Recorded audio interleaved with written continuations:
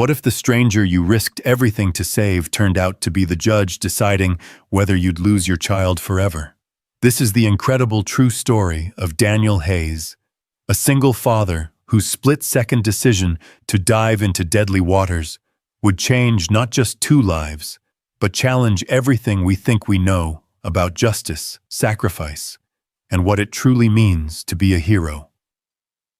Stay with me until the very end of this story, and please comment below what city you're watching from, so I can see how far this tale of courage has traveled around the world. The alarm shrieked through the lifeguard station at exactly 6:47 a.m., cutting through the morning mist that clung to Pacific Beach like a gray shroud. Daniel Hayes bolted upright from the wooden chair, where he'd been catching a few minutes of rest between his double shifts, his weathered hands already reaching for the rescue buoy, before his mind fully processed the emergency call crackling through the radio. Code Red Sector 7. Woman in distress approximately 50 yards out. Heavy surf conditions. All units respond immediately. Daniel's bare feet hit the cold sand running. At 34, his body still moved with the fluid precision of the Marine he'd once been, every muscle memory trained for moments exactly like this. The October storm had been battering the California coast for 3 days straight, turning the usually manageable Pacific swells into towering walls of white-capped fury that even experienced swimmers avoided. Only a fool or someone with a death wish would venture into these waters. Through the driving rain and salt spray, he spotted her, a flash of dark hair, disappearing beneath a massive wave, then surfacing again, arms flailing desperately against the current that was dragging her further from shore with each passing second. She was already beyond the breaker zone, caught in the notorious riptide that had claimed 6 lives this year alone. "Jesus," Daniel muttered under his breath, his trained eye instantly calculating the odds. The water temperature was 58 degrees. In these conditions, hypothermia would set in within minutes. The victim had maybe 10 minutes of fight left in her as before exhaustion, and the cold won. He didn't hesitate. Daniel plunged into the churning surf, the shock of the icy water hitting his chest like a physical blow. Each stroke was a battle against the current that seemed determined to claim 2 victims instead of 1. Salt water filled his mouth and nose as he fought through wave after punishing wave, his rescue buoy trailing behind him like a lifeline to salvation. The woman was struggling less, now her movements becoming sluggish and uncoordinated, the telltale signs of a drowning victim entering the final stage. Daniel had seen it too many times before, that terrible moment when the body begins to give up its fight for survival. Hey, stay with me," he shouted over the roar of the waves as he finally reached her. Her face was pale, lips already tinged blue with cold, but her eyes dark brown and wide with terror locked onto his with desperate hope. I can't feel my legs," she gasped, water sputtering from her mouth. "I've got you. You're going to be okay." Daniel's voice carried the calm authority of someone who'd pulled dozens of people from the edge of death. He slipped the rescue buoy under her arms, pulling her close to his chest. "Just breathe. Don't fight me. Let me do the work." The swim back to shore felt like an eternity. Each wave threatened to tear them apart, to drag them both down into the dark depths. Daniel's shoulders burned with the effort of fighting the current, while supporting the woman's dead weight. She'd lost consciousness twice during the rescue, her body going limp in his arms, before jerking back to awareness with desperate choking breaths. By the time they reached the shallows, a crowd had gathered on the beach. Paramedics were already rushing toward them with a stretcher, but Daniel couldn't wait. The woman's breathing was shallow and irregular, her pulse weak and thready beneath his fingers. "Call it in," he barked to his fellow lifeguard Tommy Rodriguez, who was standing knee-deep in the surf ready to assist. Possible drowning hypothermia, need immediate transport to Scripps Memorial. Daniel carried the woman onto the beach himself, laying her gently on the sand as the paramedics took over. Her chest barely rose and fell, and for a terrifying moment, it stopped completely. "She's not breathing," one of the paramedics shouted. Without thinking, Daniel dropped to his knees beside her, tilting her head back and checking her airway. His CPR training kicked in automatically, 30 chest compressions, 2 rescue breaths, checking for a pulse, then starting again. The crowd pressed closer, cell phone cameras capturing every desperate moment as Daniel fought to bring a stranger back from the brink of death. "Come on," he whispered between compressions, his hands working steadily on her chest. "Come on, don't give up on me now." 1 minute, 2 minutes, 3. Daniel's arms ached, sweat mixing with seawater on his face despite the cold morning air. He'd performed CPR countless times in training, twice in real emergencies, but never on someone who'd been under this long. Then, like a miracle, she convulsed.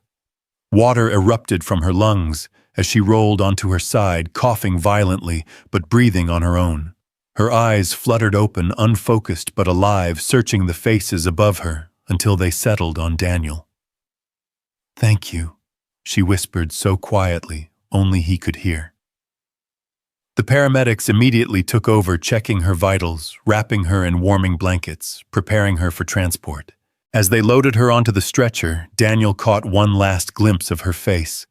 Elegant features, now pale and drawn with exhaustion, dark hair plastered to her skull, but those intelligent brown eyes that seemed to be memorizing his face.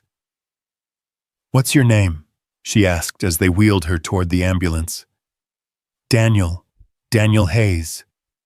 She nodded weakly. "I'm Cassandra Lee." The name meant nothing to Daniel at the moment. He was too focused on the adrenaline crash that always followed a rescue, the shaky feeling in his hands as his body processed what had just happened. Another life saved. Another family that wouldn't have to endure the devastating phone call that their loved one wasn't coming home. "Hell of a thing, Danny," Tommy said, as they watched the ambulance disappear down Mission Boulevard, its red lights flashing against the gray morning sky. "Woman's lucky you were here. 5 more minutes, and she'd have been fish food." Daniel nodded absently, already thinking about the paperwork he'd need to fill out the incident report that would document every detail of the rescue. But mostly, he was thinking about the text message that had come in during the chaos, a reminder about the custody hearing scheduled for next week. Another round in the endless legal battle that had been consuming his life for the past 8 months. His ex-wife Sarah wanted full custody of their 5-year-old daughter Lila. She'd remarried a successful real estate developer named Marcus Thornton and was now living in a 5-bedroom house in La Jolla with a white picket fence and a golden retriever. On paper, it looked like the perfect life for raising a child. Meanwhile, Daniel was a single father living in a modest 2-bedroom apartment in Pacific Beach, working multiple jobs to make ends meet, struggling to provide the kind of stability that family court judges seemed to value above all else. The irony wasn't lost on him that he could save a stranger's life without hesitation, but might not be able to save his relationship with his own daughter. "You okay, man?" Tommy asked, noticing Daniel's distant expression. "You look like someone walked over your grave." "Just tired," Daniel replied, though it was more than that. He was bone-deep exhausted from fighting battles on multiple fronts, fighting the ocean, fighting the legal system, fighting for every precious moment with Lila. Sometimes he wondered if he was fighting a war he couldn't possibly win. His phone buzzed with another text, this one from his lawyer. Elena Vasquez's deposition moved to Thursday. "Judge Lee wants to review your financial records again. This isn't looking good, Daniel. We need to talk." Judge Lee. Daniel stared at the name on his phone screen, something nagging at the back of his mind. Where had he heard that name recently? Then it hit him like a rogue wave. The woman he'd just pulled from the ocean, the stranger whose life he'd held in his hands just moments ago, her name was Cassandra Lee. And if she was the same Judge Lee who'd been assigned to his custody case— Son of a bitch, Daniel whispered, the magnitude of the coincidence hitting him like a physical blow. He'd just saved the life of the woman who held his daughter's future in her hands. The woman who, according to his lawyer, was known throughout the family court system as Judge Ice for her rigid adherence to procedure and her tendency to favor traditional two-parent households in custody disputes. The woman who in just 1 week would decide whether Daniel Hayes was fit to continue being a father to the little girl who meant more to him than his own life. Daniel slumped against the lifeguard station, his mind reeling with the implications. In his 12 years as a lifeguard, he'd learned that the ocean had a twisted sense of humor, bringing people together in the most unexpected ways. But this was beyond coincidence. This was fate playing a hand so dramatic that even Hollywood screenwriters would have called it too unbelievable. He thought about the moment when Judge Lee Cassandra had looked into his eyes on the beach, the way she'd whispered, "Thank you," with such genuine gratitude. In that instant, she hadn't been a judge. She'd been a human being who'd almost died saved by a stranger who'd risked everything without asking questions. But would any of that matter when she put on her black robes next week? Would she remember the man who'd pulled her from the depths? Or would she only see the case file in front of her unemployed veteran? Inconsistent work history, single father, struggling to provide stability. Daniel's phone rang, interrupting his spiraling thoughts. The caller ID showed the picture that never failed to make him smile. Lila missing her 2 front teeth, grinning at the camera with chocolate cake smeared across her cheek from her 5th birthday party. "Daddy." Her voice was pure sunshine cutting through the gray morning like nothing else could. "Are you coming to my soccer game today? Coach says we're gonna beat the Purple Panthers." "Wouldn't miss it for the world, princess," Daniel said, forcing lightness into his voice that he didn't feel. "How's my favorite soccer star feeling about the big game?" "Super good. I practiced my kicks with Marcus yesterday, and he says I'm getting really good. Oh, and Mommy made me special pancakes with blueberries that look like soccer balls." The mention of Sarah's new husband sent a familiar stab of pain through Daniel's chest. Marcus Thornton was everything Daniel wasn't: wealthy, stable, available. He could afford to take time off work to attend every game, every school play, every parent-teacher conference. He lived in a house where Lila had her own bedroom painted pink with glow-in-the-dark stars on the ceiling, and shelves full of books and toys that Daniel could never afford on a lifeguard's salary. "That sounds awesome, Lila. I'll be there cheering for you from the sidelines." "Will you bring your really loud whistle, the one that makes all the other parents look at us?" Daniel laughed, despite everything. "I'll bring the whistle, but I'll try not to embarrass you too much in front of your teammates." "You never embarrass me, Daddy. You're the best daddy in the whole world." The simple, innocent words hit Daniel harder than any wave ever could. This little girl, this perfect, beautiful, brilliant little girl, was his entire universe. The thought of losing her, of being reduced to weekend visits and alternating holidays, was unbearable. "I love you too, princess. More than all the fish in the sea. More than all the waves on the beach. More than all the waves on the beach. More than all the stars in the sky." It was their ritual, their special way of saying goodbye that they'd developed when Lila was 3 and Daniel had to work overnight shifts. No matter what else was happening in their lives, they always had this moment. "More than all the stars in the sky," Daniel confirmed. "Now go eat those soccer ball pancakes and show those Purple Panthers what the Hayes family is made of." After Lila hung up, Daniel sat in the lifeguard station staring out at the ocean that had brought Judge Cassandra Lee into his life in the most dramatic way possible. The storm was beginning to clear patches of blue sky visible between the gray clouds, and the waves were starting to calm to their normal autumn rhythm. He thought about the moment during the rescue when he'd felt Cassandra's pulse stop beneath his fingers when she'd balanced on the knife's edge between life and death. In that instant, nothing else had mattered, not her job, not his problems, not the complex web of legal proceedings that were tearing his family apart. There had been only two human beings, one trying to save the other, connected by the most basic and powerful force in the universe: the refusal to let someone die on your watch. Would she remember that when she looked at his case file? Would she see the man who'd breathed life back into her lungs, or just another deadbeat dad trying to hang on to parental rights he didn't deserve? Daniel's radio crackled to life, interrupting his thoughts. "Base to Hayes. We've got a situation developing at the North Tower. Possible shark sighting, need you to clear the water." "Copy that," Daniel responded, grabbing his binoculars and heading back into the surf zone where a new crisis was already brewing. Because that was the thing about being a lifeguard. The ocean never stopped testing.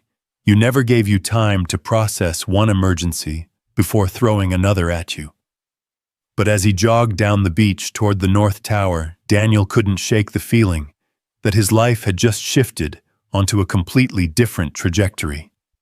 The rescue of Judge Cassandra Lee would have consequences he couldn't even begin to imagine, ripple effects that would extend far beyond this gray October morning.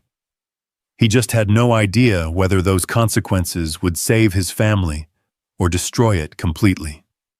3 hours later, as Daniel finally clocked out for a brief break between shifts, his phone buzzed with a text from an unknown number near Hayes. "This is Cassandra Lee. I wanted to thank you again for what you did today. You saved my life, and I will never forget that. I'm recovering well at Scripps Memorial. Thank you for being there when I needed someone most." Daniel stared at the message for a long time, reading it over and over again. The woman who held his daughter's future in her hands was lying in a hospital bed, alive because of his actions. The judge, who was known for her cold, clinical approach to family law, had just sent him a message filled with genuine human warmth. He started to type a response 6 times, then deleted each attempt. What could he possibly say? "You're welcome. Your Honor, and by the way, please don't take my daughter away from me next week." In the end, he settled for something simple. "Glad you're okay. That's what we're here for. Take care of yourself." But as he sent the message and headed home to get ready for Lila's soccer game, Daniel couldn't shake the feeling that he was standing at the center of something much larger than a routine rescue. The ocean had thrown Judge Cassandra Lee into his path for a reason, and somehow he knew that both their lives would be forever changed by what happened next. The only question was whether that change would be salvation or catastrophe. And in exactly 7 days, when he sat across from her in that sterile courtroom, Daniel Hayes would finally learn the answer. For now, though, he had a little girl's soccer game to attend, and that was the only thing that mattered. Because no matter what else happened, no matter what legal battles lay ahead, he was still Lila's father. He was still the man who showed up, who cheered from the sidelines, who brought the really loud whistle that made all the other parents turn and look. And maybe, just maybe, that would be enough. The storm clouds were breaking apart now, revealing glimpses of the California sun that had been hidden all morning. Daniel took it as a good sign as he headed home to change clothes, not knowing that across town, in a hospital room overlooking the Pacific, Judge Cassandra Lee was staring out at the same clearing sky and wondering if the man who'd saved her life might also hold the key to saving something in herself that she'd thought was lost forever. The wheels of justice were about to turn in ways that neither of them could possibly predict. The morning sun streaming through the hospital window felt different against Cassandra Lee's skin than any light she'd experienced in her 42 years. Perhaps it was because 12 hours ago she'd been certain she'd never feel sunlight again. The steady beep of the heart monitor reminded her that she was alive, breathing her pulse strong and regular, all thanks to a stranger who'd risked everything to pull her from the Pacific's deadly embrace. Martinez had just finished his morning rounds, pronouncing her recovery remarkable, given the severity of her hypothermia and near drowning. The lung x-rays were clear, her vital signs stable, and they'd be discharging her later that afternoon. But Cassandra felt anything but stable as she lay in the sterile hospital bed, replaying every moment of the rescue in vivid detail. She remembered the terror of feeling her strength give out the moment when the ocean had claimed her and darkness began to close in. Then strong arms had wrapped around her, a voice had cut through the chaos telling her she was going to be okay, and hands had literally brought her back from death, with steady, determined compressions against her chest.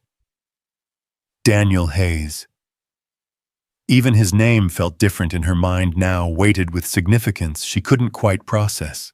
She'd looked him up on her phone once the nurses had returned it to her, finding his lifeguard certification records, a brief mention in a local news article about a previous rescue, and a LinkedIn profile that told a story of military service dedication to ocean safety, and most unsettling of all, his current address in Pacific Beach. The same address listed in the case file that had been consuming her thoughts for weeks, Hayes v. Thornton, a custody dispute that had landed on her docket 2 months ago. She'd read through the preliminary documents 3 times each reading, reinforcing her initial assessment that Daniel Hayes was exactly the kind of unstable single father that the family court system was designed to protect children from. Unemployed veteran with PTSD. Inconsistent work history. Living in a modest apartment while working multiple low-paying jobs. Fighting for custody against an ex-wife who'd remarried into stability and could provide the kind of 2-parent household that decades of social science research showed was optimal for child development. On paper, the case had seemed straightforward. Daniel Hayes was a man who meant well, but lacked the resources and stability necessary to provide proper care for a 5-year-old child. Cassandra had been prepared to rule in favor of the mother and stepfather, limiting Daniel's access to supervised visits and weekend arrangements that would allow him to maintain a relationship with his daughter while ensuring the child's primary residence remained in the more stable environment. But the man who'd saved her life didn't match the picture painted by those legal documents. The Daniel Hayes who'd fought the Pacific Ocean to reach her, who'd performed CPR with steady hands and unwavering determination, who'd carried her to safety without a moment's hesitation, that man possessed qualities that couldn't be quantified in financial statements or psychological evaluations. Mrs. Lee. A soft voice interrupted her thoughts. A young nurse with kind eyes was standing in the doorway holding a clipboard. "There's a gentleman here asking about you. Says he's a reporter from Channel 8 News. Something about doing a story on your rescue." Cassandra's stomach clenched. The last thing she needed was media attention connecting her to Daniel Hayes, especially with the custody hearing scheduled for Thursday. The appearance of bias or impropriety could destroy both their lives in different ways. "Tell him I'm not available for comment, and that any requests need to go through the court's public information office," she said firmly. "And please make sure hospital security understands that I don't want any media contact while I'm here." The nurse nodded and disappeared, but Cassandra's anxiety only intensified. If reporters were already sniffing around the story, it was only a matter of time before someone connected the dots between the heroic lifeguard and the judge he'd saved. The ethical implications were staggering. She should recuse herself from the case, immediately pass it to another judge, and maintain the professional distance that the judicial system required. but something held her back from making that call. Instead, she found herself thinking about the moment when consciousness had returned on the beach, when she'd opened her eyes to find Daniel Hayes leaning over her seawater dripping from his hair, his face etched with concern for a complete stranger.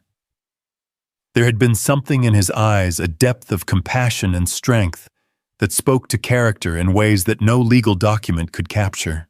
Her phone buzzed with a text from her sister Linda. "Saw the news about your accident. Are you okay? Do you need me to come down from San Francisco?" Cassandra hadn't even realized the story had made the news beyond local coverage. She quickly typed back, "I'm fine, being discharged this afternoon. Just a close call, but I'm okay." "What were you doing in the ocean anyway?" "You hate swimming." That was the question Cassandra had been dreading. The one she'd have to answer eventually for the hospital staff, for her colleagues at the courthouse, for herself. The truth was too complicated, too tangled up in emotions she'd been trying to suppress for months. She'd gone to Pacific Beach at dawn because she couldn't sleep, couldn't stop thinking about the Hayes custody case and the dozen others like it that had crossed her bench in the past year. Single fathers fighting desperate battles to maintain relationships with their children. Mothers struggling to rebuild their lives after divorce while ensuring their kids had stability. Complex family dynamics that couldn't be reduced to simple legal formulas, no matter how hard the system tried. The walk on the beach was supposed to clear her head, help her organize her thoughts before the week's hearings began. But as she'd stood at the water's edge watching the storm-driven waves crash against the shore, something had broken inside her. The weight of making decisions that would shape children's lives forever, the isolation of a job that required her to remain emotionally detached from the human consequences of her rulings, the growing certainty that she'd lost touch with the compassion that had driven her to family law in the first place. She'd waded into the surf without really intending to swim, drawn by some inexplicable need to feel something other than the numbness that had settled over her life like a gray shroud. The waves had been stronger than she'd anticipated, the current more treacherous, and by the time she'd realized her mistake, the ocean had already claimed her. "Linda. I need to ask you something," she texted back. "Do you remember why I wanted to become a family court judge?" The response came quickly, "Because you said every child deserved someone fighting for their best interests. You wanted to be the voice for kids who couldn't speak for themselves in court." Cassandra stared at the message for a long time. Somewhere along the way, she'd lost sight of that mission. The endless parade of bitter custody disputes, the pressure to clear cases efficiently, the cynicism that came from seeing families tear themselves apart in courtrooms, it had all calcified around her heart like armor. She'd become known as Judge Ice not because she didn't care, but because caring too much had nearly destroyed her early in her career. She remembered the first custody case that had really haunted her 5 years ago. A father fighting for visitation rights after his ex-wife had relocated across the country with their son. The man had been articulate, employed, clearly devoted to his child, but the logistics of long-distance custody were complicated and expensive. She'd ruled in favor of maintaining the status quo, allowing the mother to keep the child in their new state with limited visitation for the father. 6 months later, she'd learned that the father had committed suicide, leaving behind a note that spoke of his devastation at losing his son. The case had been legally sound, based on established precedent, and the child's need for stability. But the human cost had been devastating, and Cassandra had promised herself she'd never again underestimate the profound bonds between parents and children. The promise had led to years of increasingly rigid adherence to established guidelines, safer rulings that might not account for individual circumstances, but would protect her from making decisions that could destroy lives. Judge Ice had been born from a desire to avoid the very kind of tragedy that her emotional detachment had failed to prevent. Dr. Martinez returned with her discharge papers, interrupting her troubled thoughts. "Your recovery has been remarkable, Mrs. Lee. No lasting effects from the hypothermia lungs are clear, and your neurological function is completely normal. You're free to go home, but I want you to take it easy for the next few days. No strenuous activity, plenty of rest, and follow up with your primary care physician next week." "Thank you, doctor, and thank you for taking such good care of me." "Thank the man who pulled you out of the water," Dr. Martinez said with a smile. "Another 5 minutes, and we'd be having a very different conversation. Daniel Hayes is a hell of a lifeguard. This is the 3rd rescue of his that's come through our emergency department this year, and every victim has made a full recovery. 3 rescues this year alone." Cassandra filed that information away as she signed the discharge papers and gathered her belongings. The Daniel Hayes who'd saved her wasn't just a man who'd happened to be in the right place at the right time. He was someone who made a career of putting himself at risk to save others.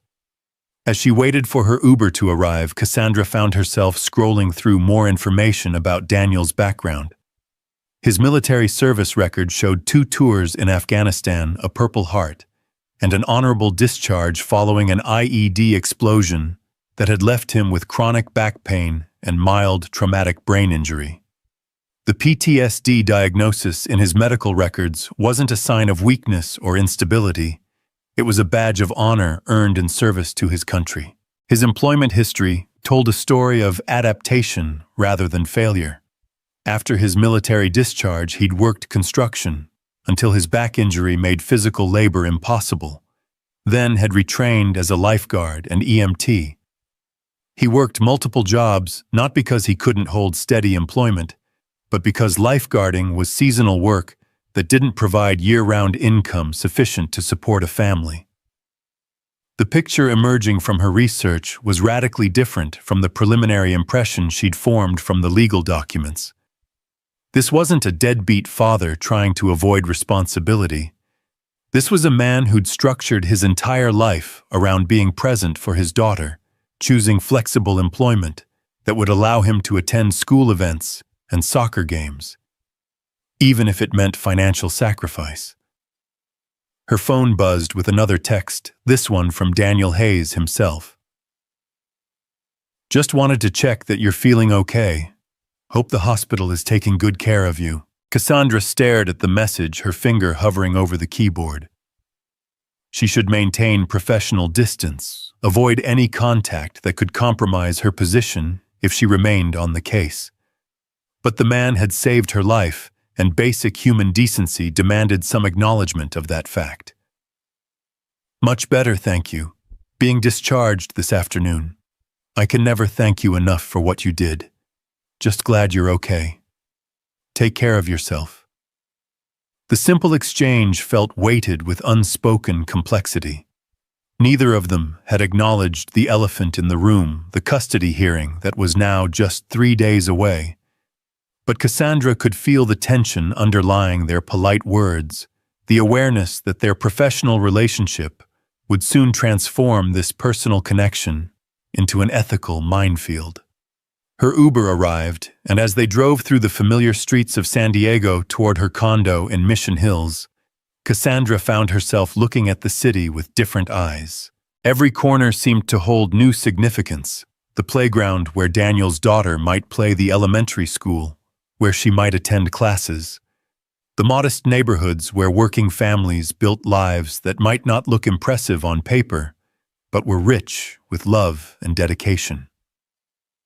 Her condo felt sterile and empty after the warmth of human connection she'd experienced at the hospital. The modern furniture and expensive artwork suddenly seemed like barriers against the messiness of real life, rather than symbols of her professional success. She'd built a beautiful, controlled environment that perfectly reflected her image as Judge Ice, and she realized with startling clarity that she was profoundly lonely. Cassandra spent the afternoon reviewing the Hayes case file with new eyes, seeing details she'd previously overlooked. Daniel's apartment was modest but meticulously maintained, with a bedroom he'd converted specifically for his daughter's visits. His financial statements showed careful budgeting and consistent payments of child support, even during periods when his own income was irregular. Character references from fellow lifeguards, neighbors, and his daughter's teachers painted a picture of a devoted father who prioritized his child's well-being above his own comfort. The psychological evaluation that had initially concerned her now read differently in context. Yes, Daniel Hayes showed signs of PTSD and depression related to his military service and the stress of the custody battle. But the psychologist had also noted his strong coping mechanisms, his commitment to therapy, and his ability to separate his personal struggles from his parenting responsibilities. The recommendation had been for continued counseling, not for restricted access to his child. Most telling was the section of the report dealing with his daughter's attachment to him. Lila Hayes clearly adored her father, lighting up whenever she spoke about their time together. She felt safe with him, trusted him completely, and showed no signs of distress or behavioral problems related to their relationship. If anything, she seemed most anxious when discussing the possibility that her visits with her father might be reduced. As evening approached, Cassandra found herself driving back toward Pacific Beach, drawn by an impulse she couldn't quite explain. She parked near the lifeguard station where Daniel worked and walked down to the water's edge, standing at the spot where he'd pulled her from the ocean just 24 hours earlier. The waves were calmer now, gently lapping at the shore under a sky painted with brilliant oranges and purples by the setting sun. A few families were scattered along the beach, children building sandcastles while their parents watched from folding chairs. It was a scene of simple contentment, the kind of everyday happiness that seemed to elude her own carefully structured life. Judge Lee. She turned to find Daniel Hayes approaching from the direction of the lifeguard station, wearing civilian clothes and carrying a small soccer ball. Even out of uniform, he carried himself with the quiet confidence she remembered from the rescue, but there was wariness in his eyes now, an awareness of the complicated situation they found themselves in. "Mr. Hayes, I wanted to see the place where you saved my life. How are you feeling? You should probably be resting, not walking on the beach." "I'm fine. Actually, I feel better than I have in months." The admission surprised her with its honesty. "I wanted to thank you again, but I also wanted to apologize. This situation, it's complicated." Daniel glanced around, making sure they were far enough from other beachgoers to speak privately. "I know who you are, Judge Lee. I know about the hearing on Thursday. Then you understand why I shouldn't be here, why we shouldn't be talking." "Maybe. But you came anyway." Cassandra studied his face, seeing the same depth of character that had struck her during the rescue. "I've been reviewing your case file. Really reviewing it, not just skimming through to confirm my initial assumptions. And I realized I almost made a terrible mistake.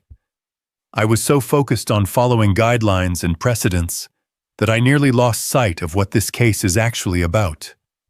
A little girl who loves her father, and a man who's built his entire life around being the best parent he can be." Daniel's expression softened, hope flickering in his eyes before caution reasserted itself. "With respect, Your Honor, what happened yesterday doesn't change the facts of my situation. I'm still a single father working multiple jobs to make ends meet. I still live in a 2-bedroom apartment instead of a 5-bedroom house. I still have PTSD and a service-connected disability. Those aren't character flaws, Mr. Hayes.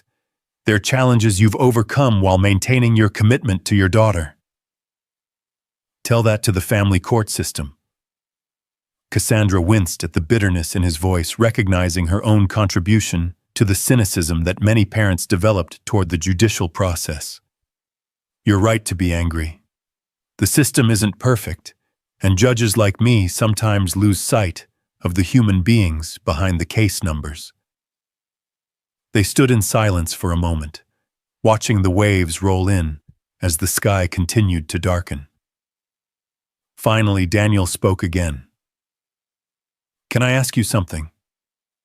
Off the record?" "I'm not sure anything between us can be off the record at this point." "What made you become a family court judge? I mean, it can't be an easy job making decisions about people's children." The question hit closer to home than Daniel could have known. "I wanted to be a voice for children who couldn't speak for themselves in court. I believed I could make a difference, help families navigate their worst moments, and find solutions that would protect kids while preserving important relationships." "What changed?" "I did. I got tired of watching families destroy themselves in my courtroom. I started focusing more on efficiency and precedent than on understanding the people behind the cases. I built walls to protect myself from the emotional weight of the decisions I was making." And now, Cassandra turned to face him fully. "Now I remember why I became a judge in the first place. You saved my life yesterday, Mr. Hayes, but I think you may have saved more than that. You reminded me that every case that comes before my bench represents real people with real pain and real love. You reminded me what courage looks like." Daniel shifted the soccer ball to his other hand. "I'm picking up Lila from soccer practice in 20 minutes. She doesn't know about the hearing on Thursday. She just knows that there's a chance she might not be able to stay with me as much anymore, and she doesn't understand why." "What does she understand?" "That her daddy loves her more than anything in the world. That I would do anything to protect her and keep her safe. That no matter what happens in any courtroom, that will never change." The simple, profound truth of his words settled over Cassandra like a revelation. This was what she'd been missing in all her careful analysis of financial statements and psychological evaluations, the immeasurable power of unconditional love and the lengths a true parent would go to preserve their child's well-being. "I have to recuse myself from your case," she said quietly. "What happened yesterday creates a conflict of interest that I can't ignore." Daniel nodded, though she could see the disappointment in his face. "I understand. Who will take over?" "Most likely Judge Kane. He's been on the family court bench for 15 years, very experienced." "What's he like?" Cassandra hesitated. Robert Kane was old school, a traditionalist who believed strongly in the nuclear family model and tended to favor two-parent households in custody disputes.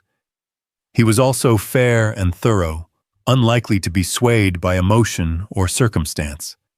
If Daniel's case was going to be decided purely on its legal merits, Kane would give him a fair hearing. But Kane wouldn't see the man who'd risked his life to save a stranger, wouldn't understand the depth of character that couldn't be captured in legal documents. "He's a good judge," she said finally. "Fair, experienced, thorough. But he's not someone who looks beyond the paperwork. He believes in precedent and established guidelines. Which means Lila goes to live with Sarah and Marcus full-time." Cassandra couldn't bring herself to confirm what they both knew to be true. Robert Kane would look at the surface facts, stable two-parent household versus struggling single father, and follow decades of family court precedent. Daniel would be lucky to retain weekend visitation rights. "I'm sorry," she said. "I'm sorry this happened the way it did, and I'm sorry I can't be the judge you need for this case. You're not responsible for any of this. You didn't ask to be rescued, and I didn't know who you were when I pulled you out of the water. We're both just trying to do the right thing in an impossible situation." As if summoned by their conversation, a young girl's voice called out across the beach. "Daddy, Daddy, look what I can do." Cassandra turned to see a little girl with Daniel's dark hair and serious eyes running toward them across the sand, skillfully dribbling the soccer ball between her feet. She was wearing a purple and white soccer uniform and had the kind of radiant smile that could light up a room.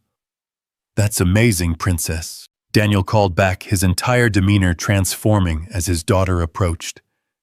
The wariness and tension melted away, replaced by pure, uncomplicated joy. Lila executed a perfect kick that sent the ball flying toward the water, then noticed Cassandra standing beside her father. "Hi," she said with the friendly curiosity of a 5-year-old. "Are you my daddy's friend?" Cassandra felt her throat tighten with unexpected emotion. Yes, I suppose I am. Are you the lady from the hospital Daddy said he helped someone who got hurt in the water?" "That's right. Your daddy saved my life." Lila nodded solemnly, as if this was perfectly normal information. "My daddy saves lots of people. He's a real-life superhero." The simple statement hit Cassandra with stunning force. Here was a little girl who saw her father exactly as he was, not as a struggling single parent with financial limitations, but as a hero who put himself at risk to help others. In Lila's eyes, Daniel Hayes wasn't lacking anything. He was perfect exactly as he was. "She's right," Cassandra said, looking at Daniel. "You are a hero."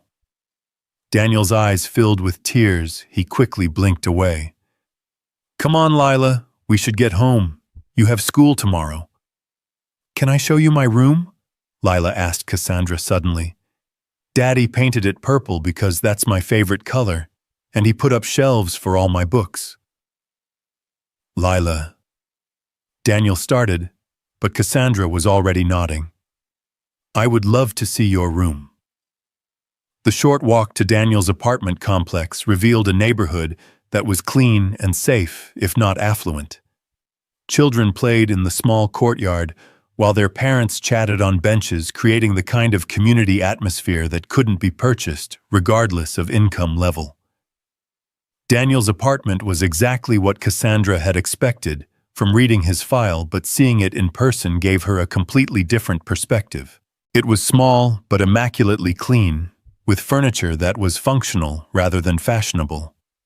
Every surface showed evidence of careful attention to detail: fresh flowers. In a mason jar on the kitchen table, hand-drawn pictures covering the refrigerator books, organized neatly on homemade shelves. But it was Lila's room that completely transformed Cassandra's understanding of what constituted a suitable home for a child. The walls were indeed painted purple with glow-in-the-dark stars, carefully arranged on the ceiling in actual constellation patterns. The furniture was mismatched, but lovingly maintained, and every inch of space was utilized efficiently to create areas for sleeping, studying, and playing. "See?" Lila said proudly, pointing to a bookshelf that was clearly handmade. "Daddy built that for me so I could have all my books in one place. And he reads me 2 stories every night, sometimes 3 if I've been really good." "Lila knows all her letters already," Daniel said quietly. "She's reading at a 2nd grade level." Cassandra examined the bookshelf more closely, noting the careful craftsmanship, despite Daniel's obvious lack of expensive tools. The books ranged from picture books to early chapter books, many of them showing the wear that came from repeated readings. On the small desk beneath the window, she could see evidence of homework help worksheets, with careful corrections in Daniel's handwriting, encouraging notes, gold star stickers for good work. "And this is where Daddy helps me with my math." Lila continued, climbing onto the desk chair. "He's really good at math. He can do big numbers in his head." "Your daddy sounds very smart." "He is, and he makes the best pancakes, and he knows all the words to my favorite songs, and he taught me how to swim without floaties." Each innocent revelation felt like a dagger in Cassandra's heart. This child was clearly thriving in her father's care, developing intellectually and emotionally in ways that no amount of material wealth could guarantee. The love between father and daughter was so tangible, it filled the small apartment like warmth from a fireplace. "Judge Lee," Daniel said quietly, while Lila was distracted by organizing her toy box. I know you can't change what's going to happen on Thursday, but I want you to know that whatever the court decides, Lila will always know she's loved. I'll make sure she understands that none of this is her fault." The selflessness of his statement, his concern for his daughter's emotional well-being, even in the face of losing her, finally broke through the last of Cassandra's professional reserve. This wasn't about legal precedent or court guidelines. This was about a father whose entire world revolved around his child's happiness, and a little girl who clearly adored the man who'd built her a purple room with constellation ceilings and handmade bookshelves. "Actually," Cassandra said slowly, an idea beginning to form in her mind, "there might be another option." Daniel looked at her sharply. "What do you mean?" "I need to make some phone calls. There are procedures, protocols that might allow. I can't promise anything, but I may not have to recuse myself from your case after all." "I don't understand." Cassandra looked around the apartment again, seeing it now through the eyes of someone who understood what really mattered in a child's life. "Let me worry about the legal technicalities. You just focus on being the father you already are." As she prepared to leave, Lila threw her arms around Cassandra's waist in an impulsive hug. "Thank you for being my daddy's friend," she whispered. Cassandra hugged her back, feeling tears she'd been holding back all day finally begin to fall. "Thank you for showing me your room, sweetheart. You're a very lucky little girl to have such a wonderful daddy." "I know," Lila said simply, and in those two words Cassandra heard everything she needed to know about the Hayes family. Walking back to her car, Cassandra's mind was already racing through the possibilities. There were precedents for judges remaining on cases despite personal connections, particularly when the connection had occurred after the case was filed and didn't involve bias or prejudice. If she could demonstrate that the rescue hadn't compromised her ability to rule fairly, and if she could present compelling evidence that the best interests of the child would be served by maintaining her position on the case, she might be able to stay. It would be risky, unconventional, and would certainly raise eyebrows among her colleagues. But as she drove through the night toward her empty condo, Cassandra Lee knew with absolute certainty that she couldn't let Robert Kane decide the fate of the Hayes family.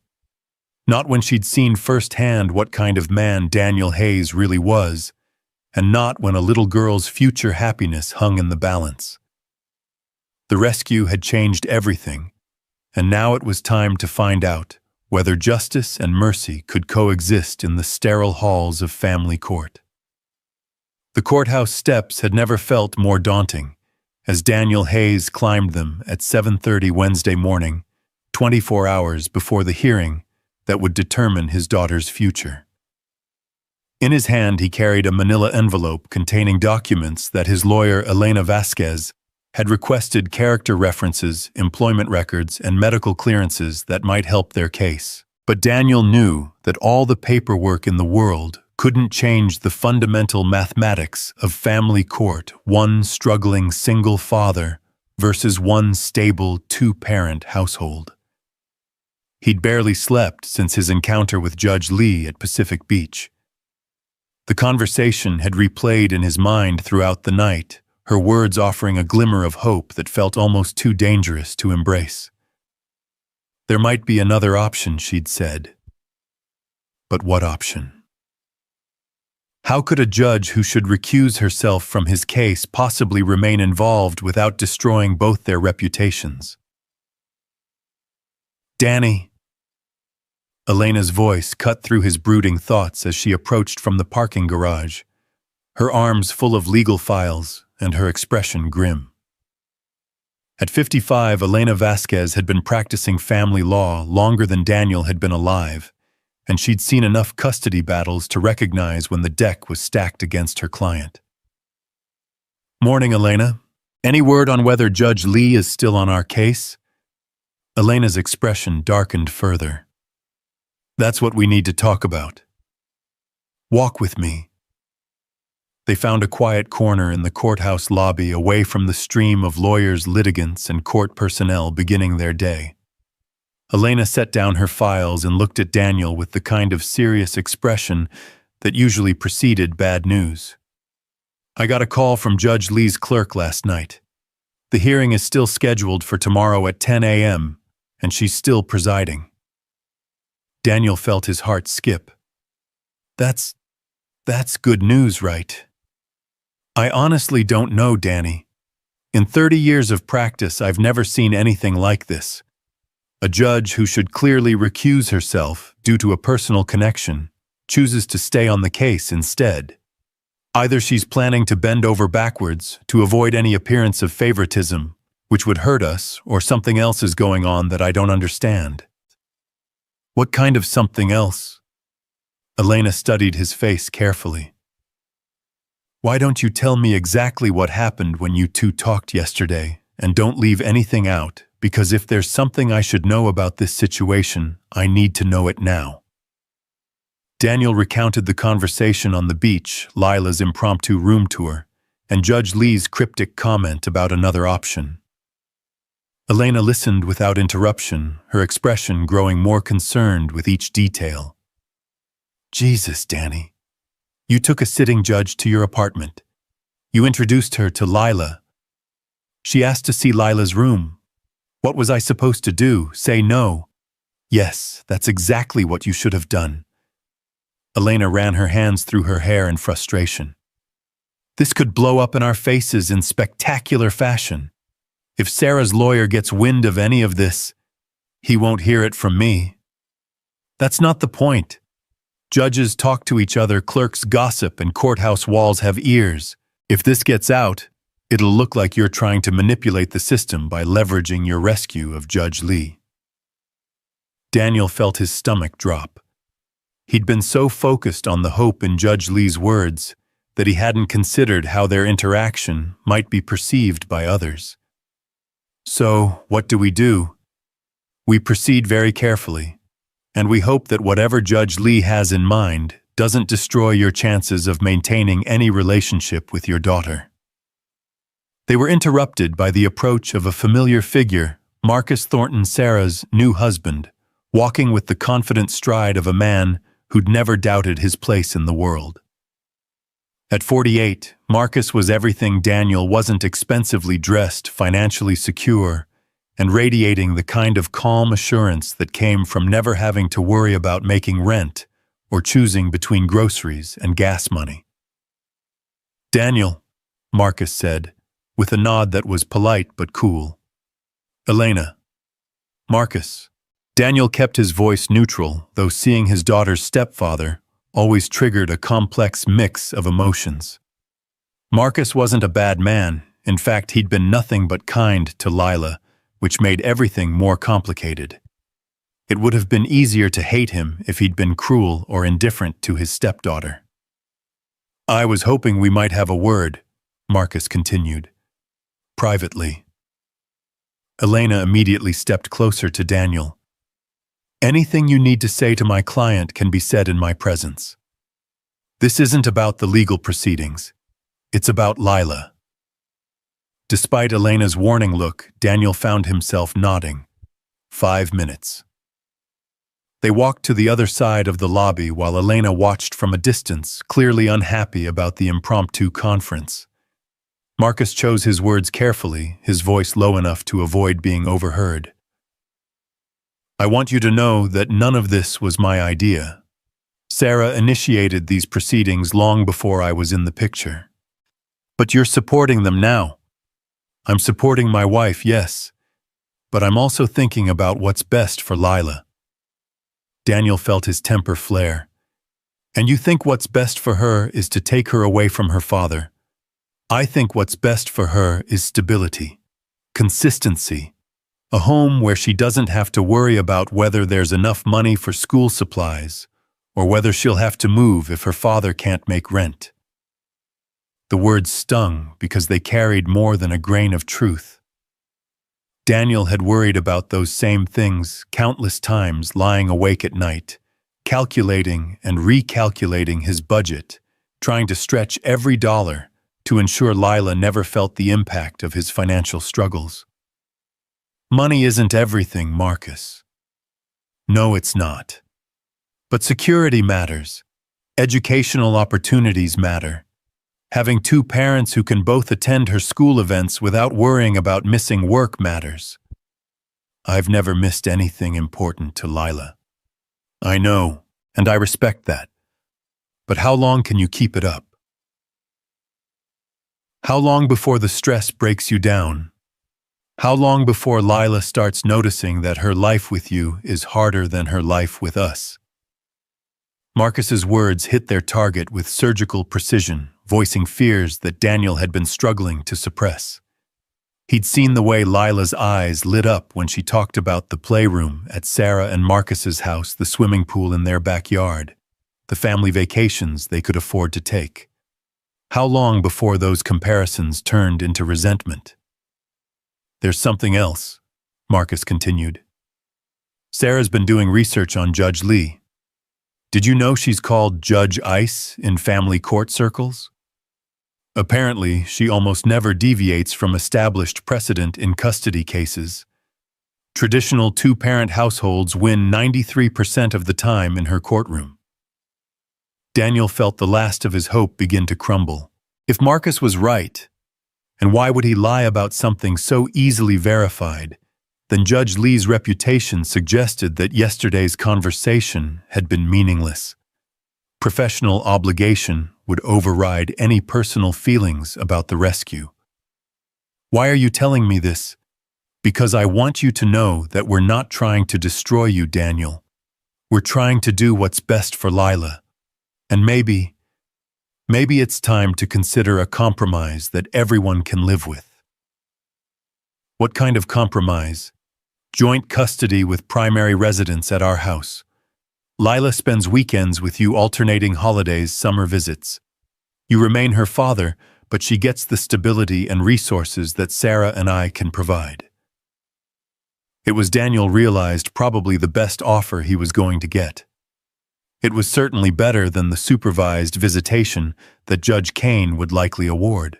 But the thought of seeing his daughter only on weekends, of becoming a part-time parent in her life, felt like accepting a kind of death. I need to think about it. Of course, but Daniel, tomorrow's hearing is going to happen whether we reach an agreement or not. And if it goes to a verdict, you might end up with much less than what I'm offering now. After Marcus walked away, Daniel rejoined Elena, who immediately read the devastation in his expression. What did he say? He offered joint custody with primary residence at their house. Weekends and holidays for me. Elena was quiet for a long moment. That's actually a pretty generous offer, considering the circumstances. You think I should take it? I think you should consider it carefully. If Judge Lee rules against us tomorrow, and statistically, that's the most likely outcome, you could end up with supervised visits only. At least with Marcus's offer, you'd still be a real presence in Lila's life. They spent the next hour reviewing their strategy for the following day's hearing, but Daniel's heart wasn't in it. The conversation with Marcus had crystallized his growing certainty that he was fighting a battle he couldn't win. The system was designed to favor stability over love, resources over devotion, and by those measures, Sarah and Marcus were clearly the better choice for Lila's primary custodians. By noon, Daniel found himself back at Pacific Beach, staring out at the waters where he'd pulled Judge Lee from certain death just 3 days earlier. The rescue felt like it had happened in another lifetime, before hope had transformed into resignation, before he'd been forced to confront the possibility that being a good father might not be enough to keep his daughter. His phone buzzed with a text from Sarah. Danny, we need to talk before tomorrow. Can you meet me at the coffee shop on Garnet at 2? Daniel stared at the message, noting the use of his old nickname. Sarah only called him Danny when she wanted something, or when she was feeling guilty about something. Since the divorce, their communications had been strictly formal, mediated through lawyers, and focused solely on logistics involving Lila. Fine. 2 p.m. The coffee shop was one they'd frequented during their marriage back when they'd been young and idealistic, and certain that love would be enough to overcome any obstacle. Sarah was already waiting at a corner table when Daniel arrived, looking nervous and avoiding eye contact. At 32, Sarah was still beautiful in the polished way that her new life allowed professional highlights in her hair, expensive clothes, manicured nails that spoke of leisure time and disposable income. But Daniel could see stress lines around her eyes that hadn't been there during their marriage, and her smile seemed forced. "Thank you for coming," she said as he sat down. "I wasn't sure you would." "What do you want, Sarah?" "I want to explain why I'm doing this. I want you to understand that it's not about punishing you or taking Lila away out of spite." "Then what is it about?" Sarah was quiet for a long moment, stirring her latte with mechanical precision. "Do you remember when Lila was 3 and got that ear infection? She was crying all night, running a fever, and we couldn't afford to take her to urgent care because it was the week before payday and we'd already maxed out the credit card." Daniel remembered. It had been one of the worst nights of his early fatherhood, holding his sick daughter while feeling helpless to get her the medical attention she needed immediately. "We took her to the emergency room the next morning. They gave her antibiotics and she was fine. But she didn't have to wait until morning, Danny. If we'd had insurance that covered urgent care, if we'd had savings for emergencies, if we'd had the kind of financial stability that meant we didn't have to choose between rent money and medical bills, she could have gotten treatment 8 hours earlier. She turned out fine. This time. But what about next time? What about when she needs orthodontics or wants to take piano lessons or has the chance to go on a school trip that costs money we don't have?" Daniel felt his defenses rising. "I've never let Lila go without anything she truly needed. I know. You've sacrificed everything for her, and I respect that. But sacrificing everything shouldn't be necessary, Danny.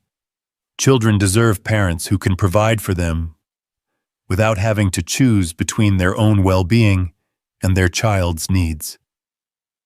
So this is about money. It's about security. It's about giving Lila opportunities and experiences that you can't afford on a lifeguard's salary. It's about making sure she never has to worry about whether her father is okay, whether he's eating enough, whether he's working himself to death trying to provide for her." The accusation hit home because it was true. Daniel had lost weight over the past year, skipping meals to make sure there was enough food for Lila during her visits. He'd worked extra shifts to afford the soccer cleats she'd needed, the birthday party she'd wanted, the small luxuries that other children took for granted.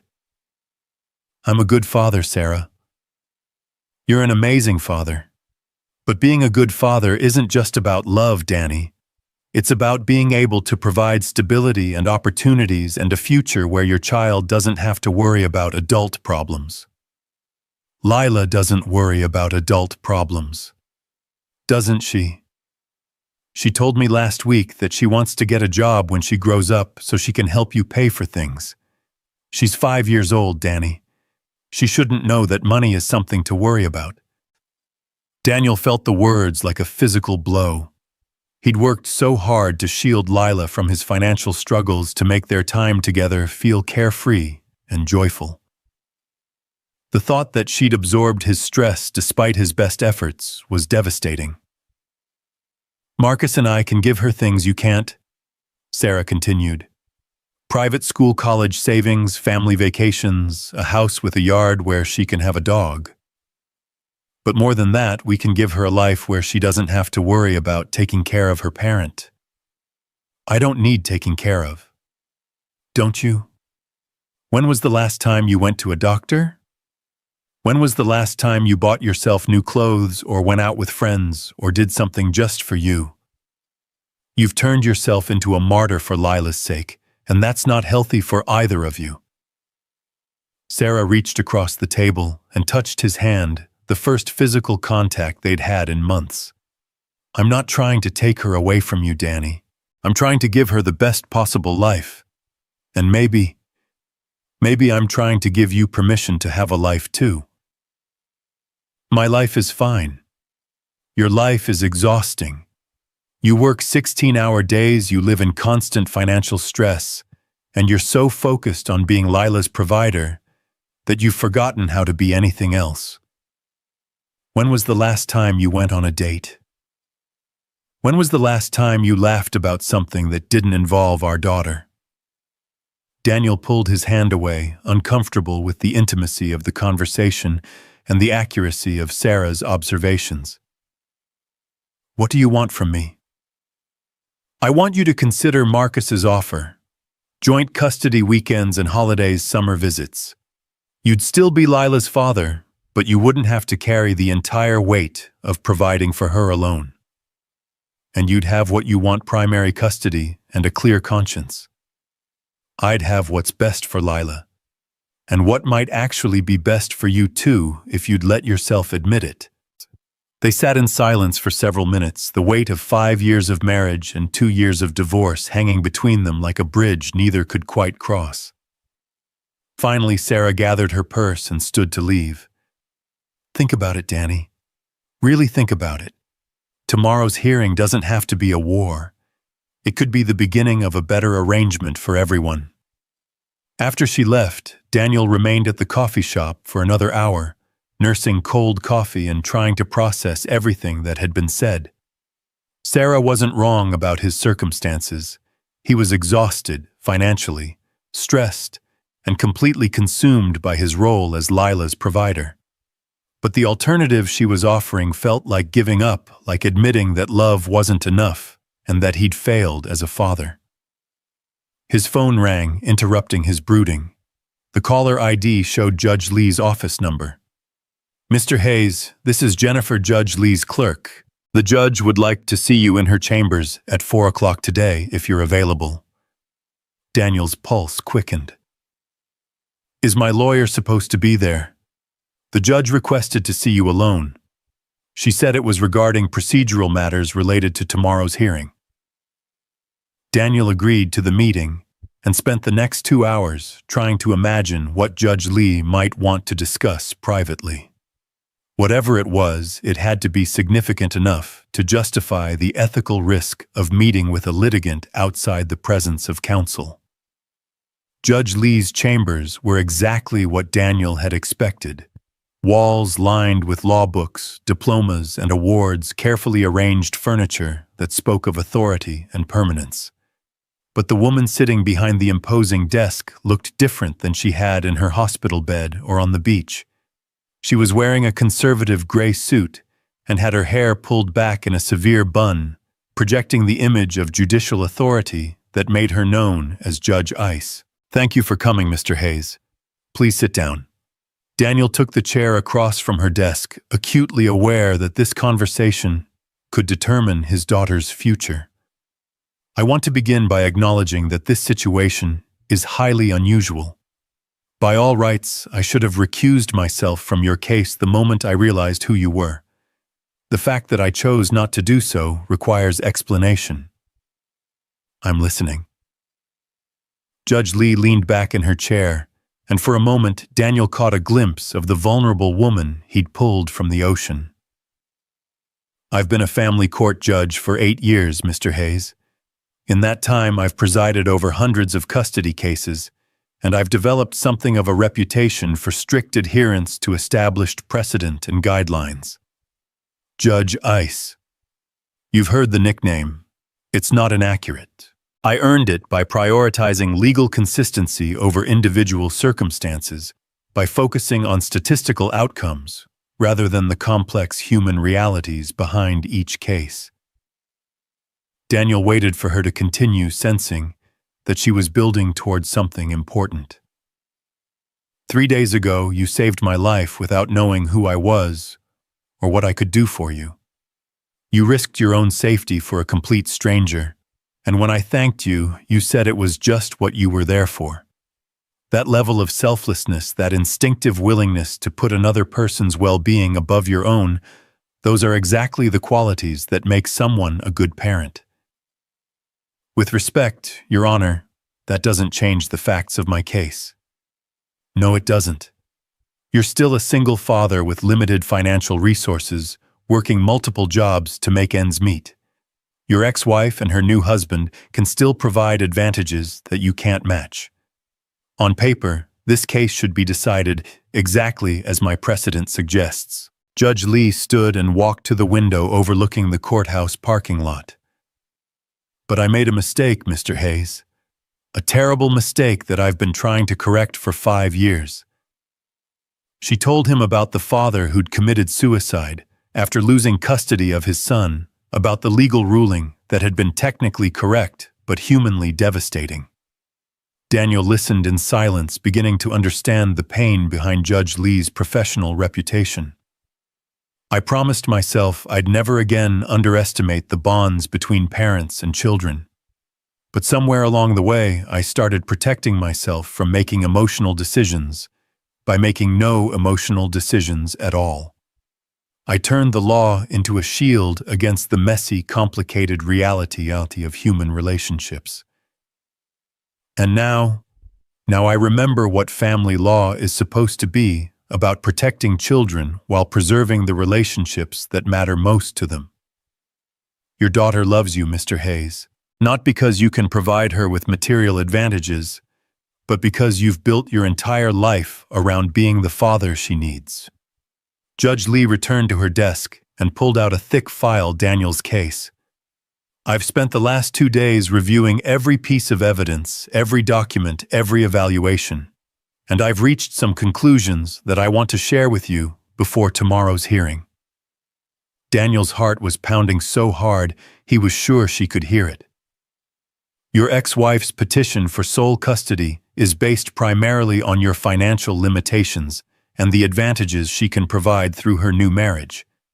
But financial resources, while important, are not the only factor that determines a child's best interests. She opened the file and began reading from documents Daniel had never seen before. Lila's teacher reports that she consistently talks about her father with pride and affection.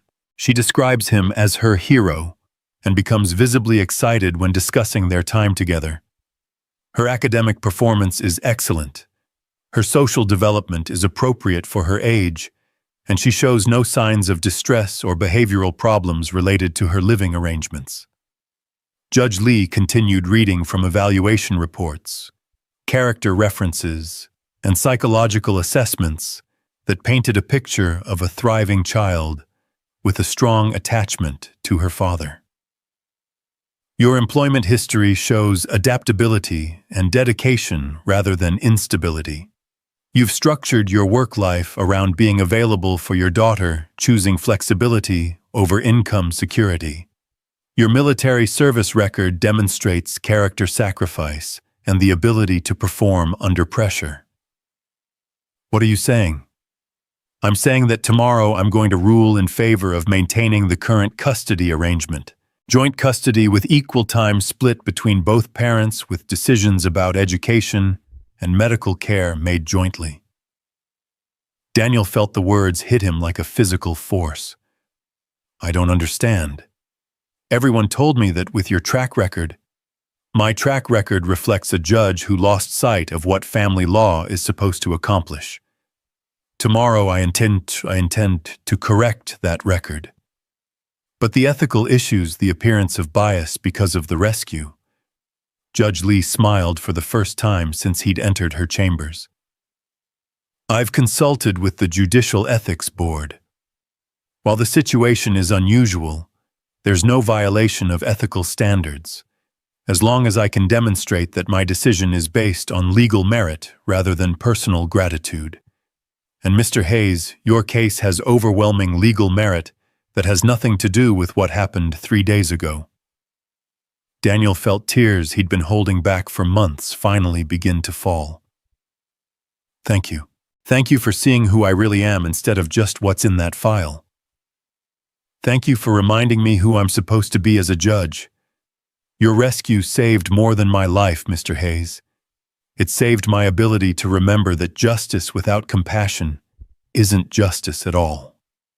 As Daniel left the courthouse that afternoon, his phone was already ringing with a call from Elena, who'd somehow heard about the private meeting within hours. Danny, what the hell happened in there? The courthouse grapevine is saying that Judge Lee is planning something unprecedented for tomorrow. She's going to rule in our favor, Elena. She's going to let me keep joint custody. Are you sure? Because if you misunderstood something, if you're building up false hope, I'm sure. She laid out the whole decision, explained her reasoning. Lila gets to stay with both her parents. Elena was quiet for a long moment. I've been practicing family law for 30 years, and I've never seen anything like this. Judge Lee doesn't reverse her own precedents. She doesn't make emotional decisions.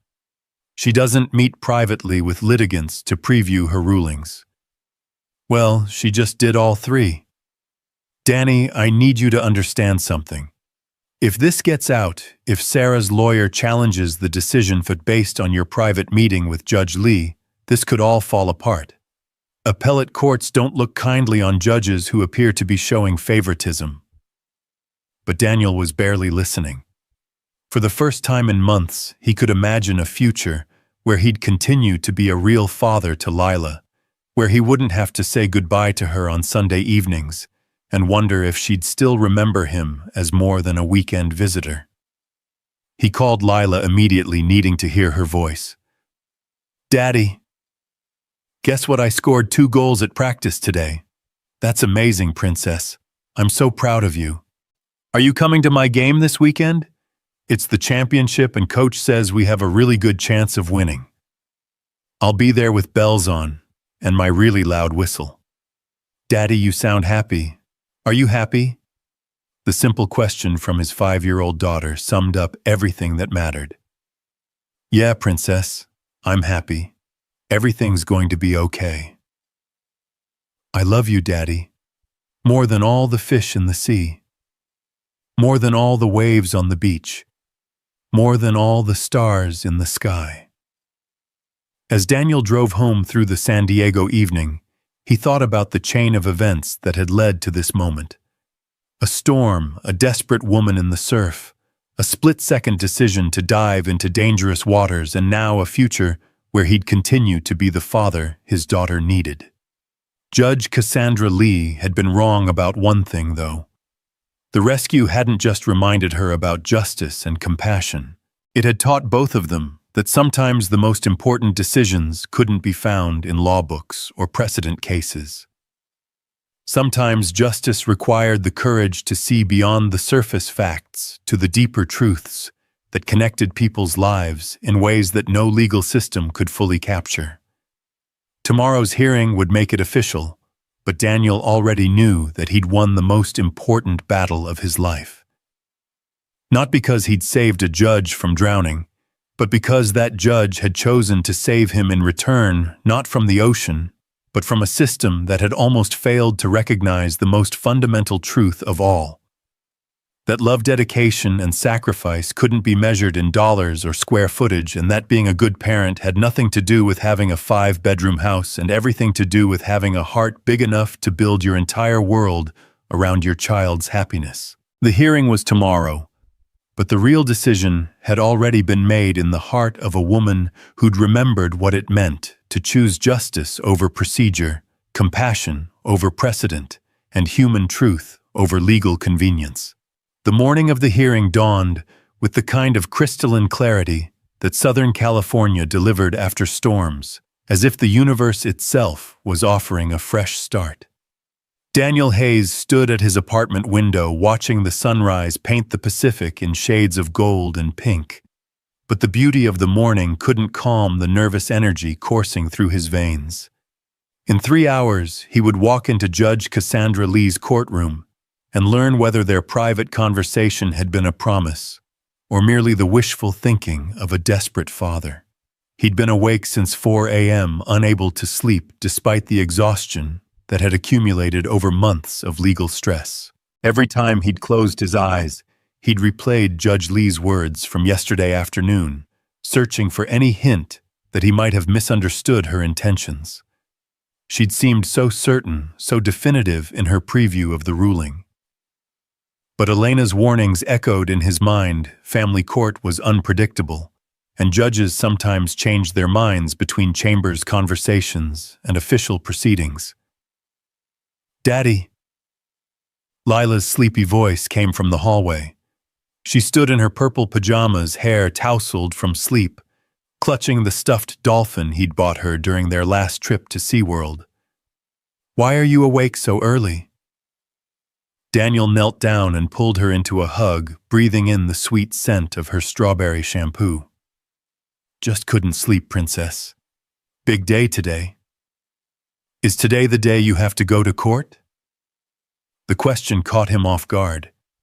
He'd tried so hard to shield Lila from the legal proceedings, but 5-year-olds were more perceptive than adults often gave them credit for. She'd obviously picked up on the tension that had been building for weeks.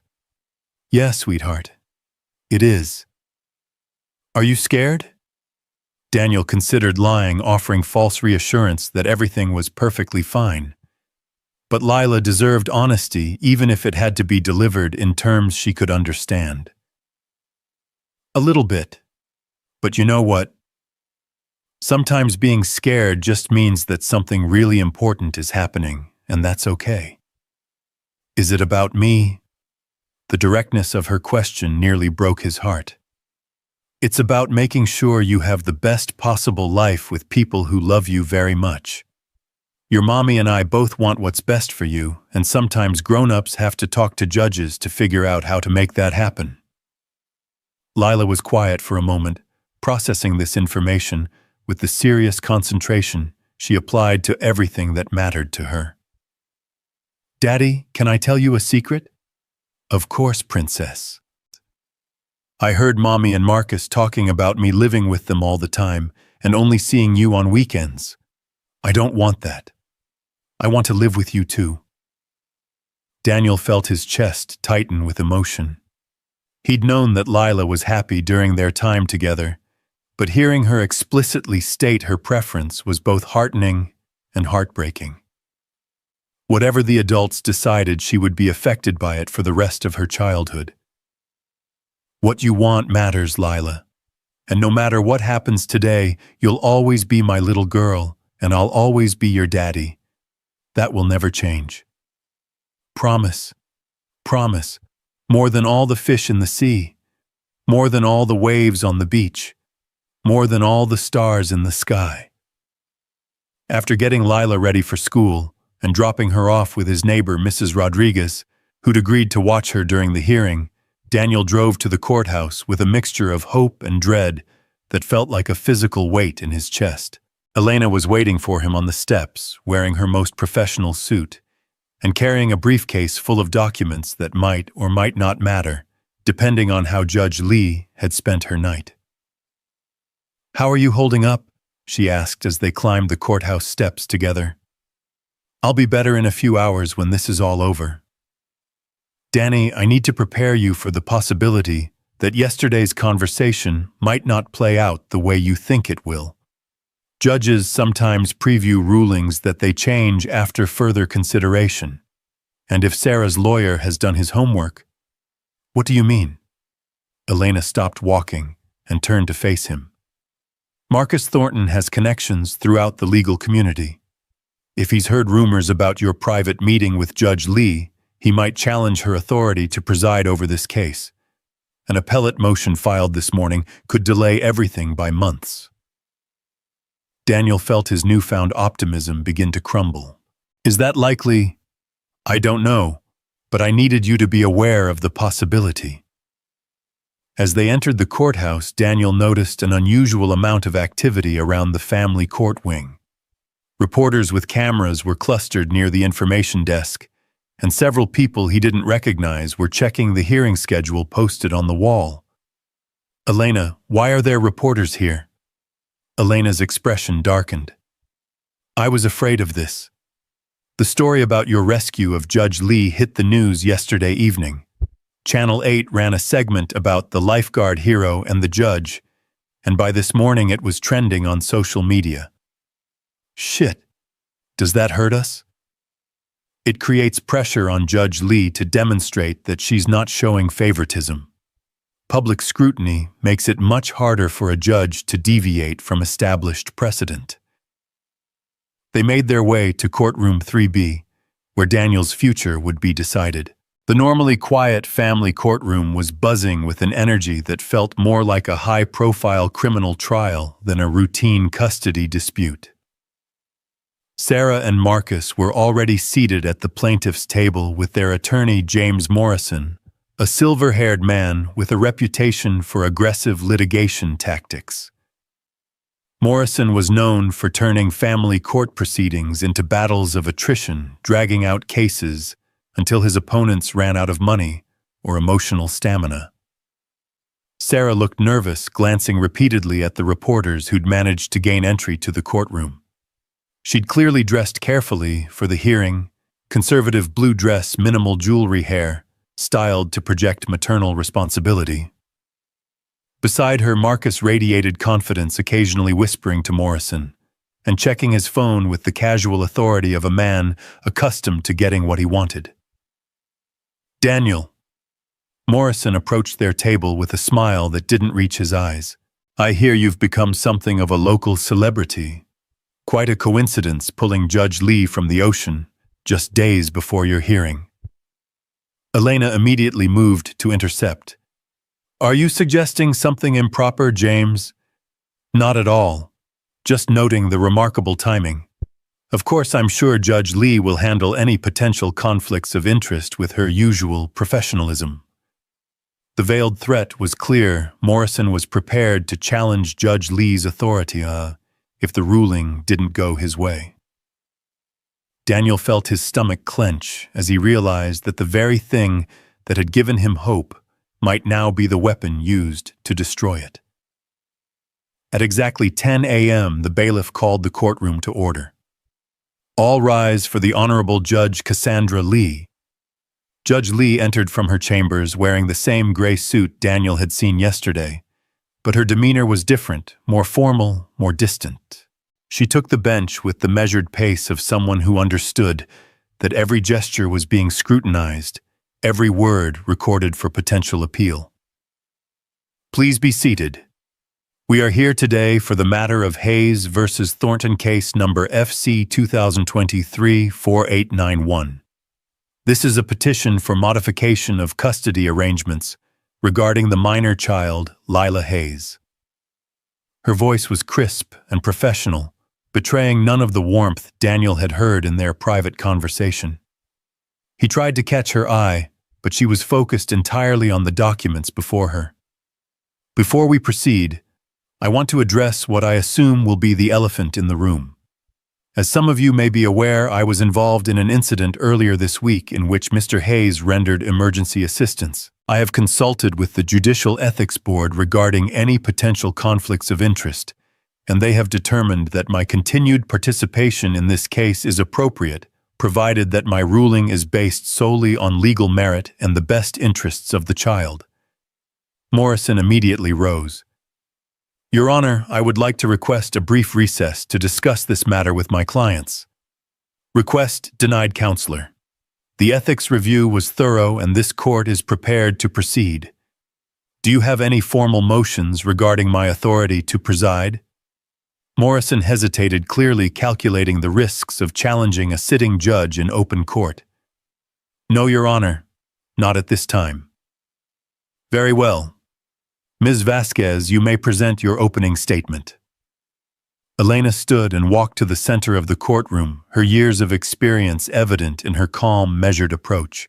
Your Honor, this case is fundamentally about a father's right to maintain a meaningful relationship with his daughter, and a child's right to benefit from the love and guidance of both her parents. For the next 20 minutes, Elena methodically dismantled the arguments against Daniel's fitness as a parent. She presented character witnesses who testified to his devotion to Lila, teachers who spoke about the child's obvious affection for her father, and financial records that showed consistent child support payments, despite Daniel's modest income.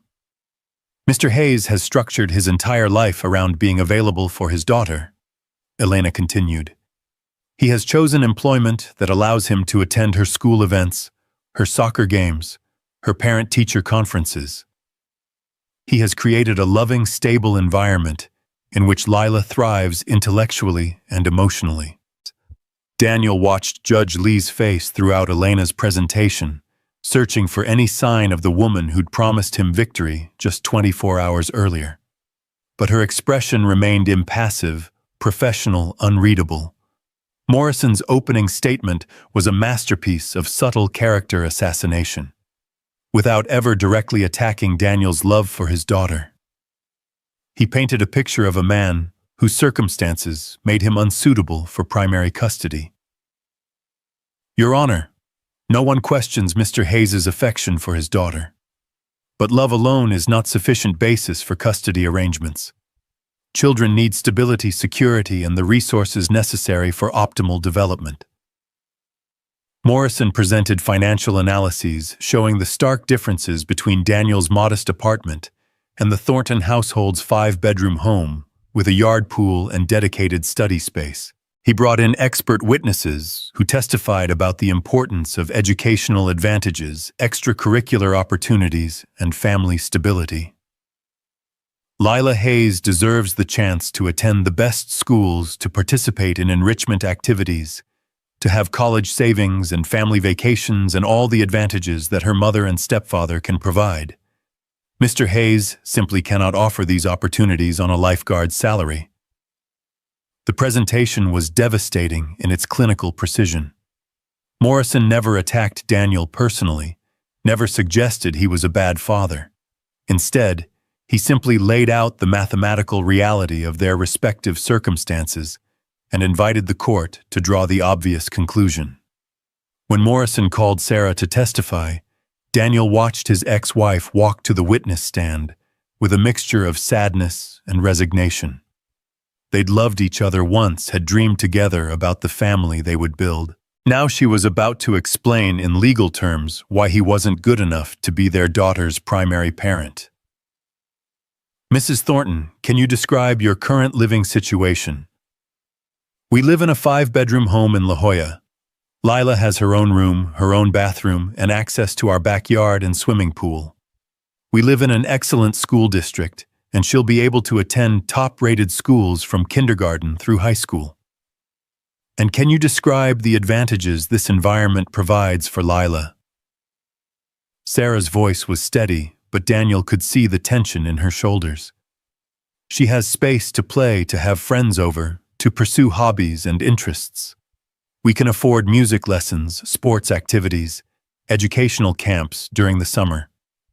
Marcus and I can both attend her school events without worrying about missing work or losing income. Mrs. Thornton, do you believe Mr. Hayes loves your daughter? Yes, absolutely. Daniel is a devoted father who loves Lila very much. But do you believe he can provide the stability and opportunities she needs? Sarah's pause stretched across the courtroom like a held breath. When she finally answered, her voice was barely above a whisper. I believe Daniel would give Lila everything he has. But what he has isn't enough to give her the future she deserves. The words hit Daniel like a physical blow. This was the woman he'd married, the mother of his child, and she was telling a judge that his love wasn't sufficient to make him a proper parent. Elena's cross-examination focused on the strength of Daniel and Lila's relationship, the child's happiness during their time together, and the importance of maintaining strong bonds with both parents. But Morrison had done his work well. The case for custody modification was built on measurable advantages that were difficult to refute. When Daniel took the witness stand, he tried to convey the depth of his commitment to Lila without sounding defensive or desperate. He spoke about the constellation ceiling in her room, the books they read together, the soccer games where his cheering could be heard from the parking lot. Mr. Hayes, Elena asked during direct examination, What does being Lila's father mean to you? It means everything. It means getting up every morning with a purpose that's bigger than myself. It means making every decision based on what's best for her. It means being the person she can count on, no matter what. And how would a reduction in custody time affect your relationship with your daughter? Daniel looked directly at Judge Lee for the first time during the hearing. Your Honor, if I only saw Lila on weekends, I'd become a visitor in my daughter's life instead of her father. I'd miss the daily moments that make parenting meaningful, helping with homework, bedtime stories, being there when she wakes up from bad dreams. Those aren't luxuries. They're the foundation of our relationship. Morrison's cross-examination was surgical in its precision. Without attacking Daniel personally, he highlighted every limitation, every financial constraint, every way in which Daniel's circumstances fell short of what Morrison characterized as optimal parenting conditions. Mr. Hayes, is it true that you work multiple jobs to make ends meet? Yes. And is it true that this sometimes requires you to work during hours when Lila is with you? Occasionally, yes. But I have arrangements with neighbors and family friends to ensure she's never unsupervised. So there are times when your daughter is being cared for by people other than yourself during your custody periods. Daniel felt the trap closing around him. Yes, but thank you, Mr. Hayes. No further questions. As the morning progressed, Daniel watched his case being systematically dismantled by the cold logic of family court precedent. Morrison presented statistical evidence about outcomes for children in single-parent versus two-parent households, financial analyses that highlighted the correlation between family income and educational achievement. Expert testimony about the importance of stability and consistency in child development.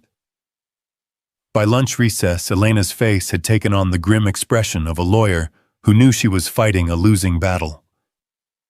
They ate sandwiches in the courthouse cafeteria, while Elena tried to maintain optimism that Daniel could see she didn't feel. The afternoon session will be crucial, she said. Judge Lee will hear closing arguments, and then she'll render her decision. Based on what I saw this morning, I think we need to prepare for the possibility that Morrison's motion will be granted. What about yesterday? What about everything Judge Lee said in her chambers? Danny judges sometimes preview rulings that they change after hearing all the evidence. Morrison made a compelling case for custody modification. Judge Lee might have decided that the legal merits favor the other side. Daniel pushed his untouched sandwich around his plate, appetite destroyed by the growing certainty that he was about to lose the most important thing in his life. So what happens now? We present our closing argument as strongly as possible and hope that Judge Lee remembers what's really at stake here: a little girl's relationship with her father. The afternoon session began with Morrison's closing argument, a polished presentation that tied together all the morning's testimony into an overwhelming case for custody modification. He spoke about Lila's future opportunities, the advantages of the stable two-parent household, the importance of financial security in child development. Your Honor, this case isn't about punishing Mr. Hayes or diminishing his role in his daughter's life. It's about ensuring that Lila Hayes has access to the best possible opportunities for her growth and development. The evidence clearly shows that her primary residence should be with her mother and stepfather, with appropriate visitation arrangements that maintain her relationship with her father.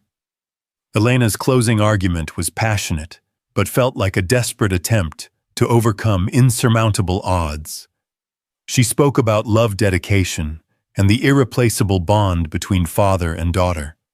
But in the sterile environment of family court, where decisions were based on measurable outcomes and statistical probabilities, emotional appeals carried limited weight. Your Honor, Daniel Hayes has proven himself to be an exemplary father who has sacrificed everything for his daughter's well-being. Lila thrives in his care, loves him deeply, and benefits immeasurably from their relationship. To reduce his role in her life would be to deprive both father and daughter of something precious and irreplaceable. When the closing arguments concluded, Judge Lee announced a 30-minute recess before rendering her decision.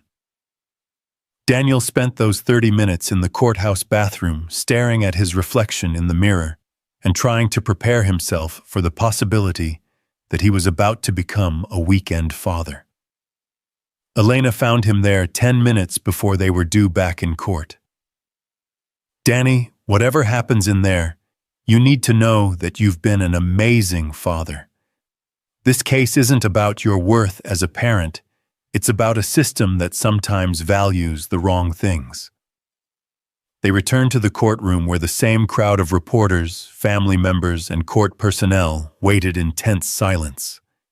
Judge Lee entered precisely on time carrying a folder that contained Daniel's future. "Please be seated.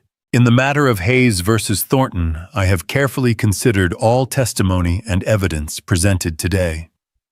This case involves fundamental questions about child welfare, parental rights, and the best interests of a minor child." Daniel's heart was pounding so hard, he was certain everyone in the courtroom could hear it. Judge Lee's voice remained neutral, professional, giving no hint about which direction her ruling would go. "The petitioners have presented compelling evidence regarding the advantages they can provide to Lila Hayes. Financial resources, educational opportunities, family stability, and access to enrichment activities that would undoubtedly benefit her development." Daniel felt his last hope beginning to slip away as Judge Lee systematically acknowledged the strength of Morrison's case. However, this court must consider not only what material advantages might be provided, but also what relationships and bonds would be affected by any modification of custody arrangements. Judge Lee paused, looking directly at Daniel for the first time since the hearing began. "The evidence shows that Lila Hayes has a profound and meaningful relationship with her father. She thrives in his care, demonstrates strong attachment to him, and clearly benefits from their time together. Mr. Hayes has proven himself to be a devoted, attentive, and capable parent who has structured his life around his daughter's needs." Daniel felt a spark of hope reignite, but he forced himself not to read too much into words that could be leading anywhere. While financial resources are certainly a factor in determining a child's best interests, they are not the only factor, nor necessarily the most important factor.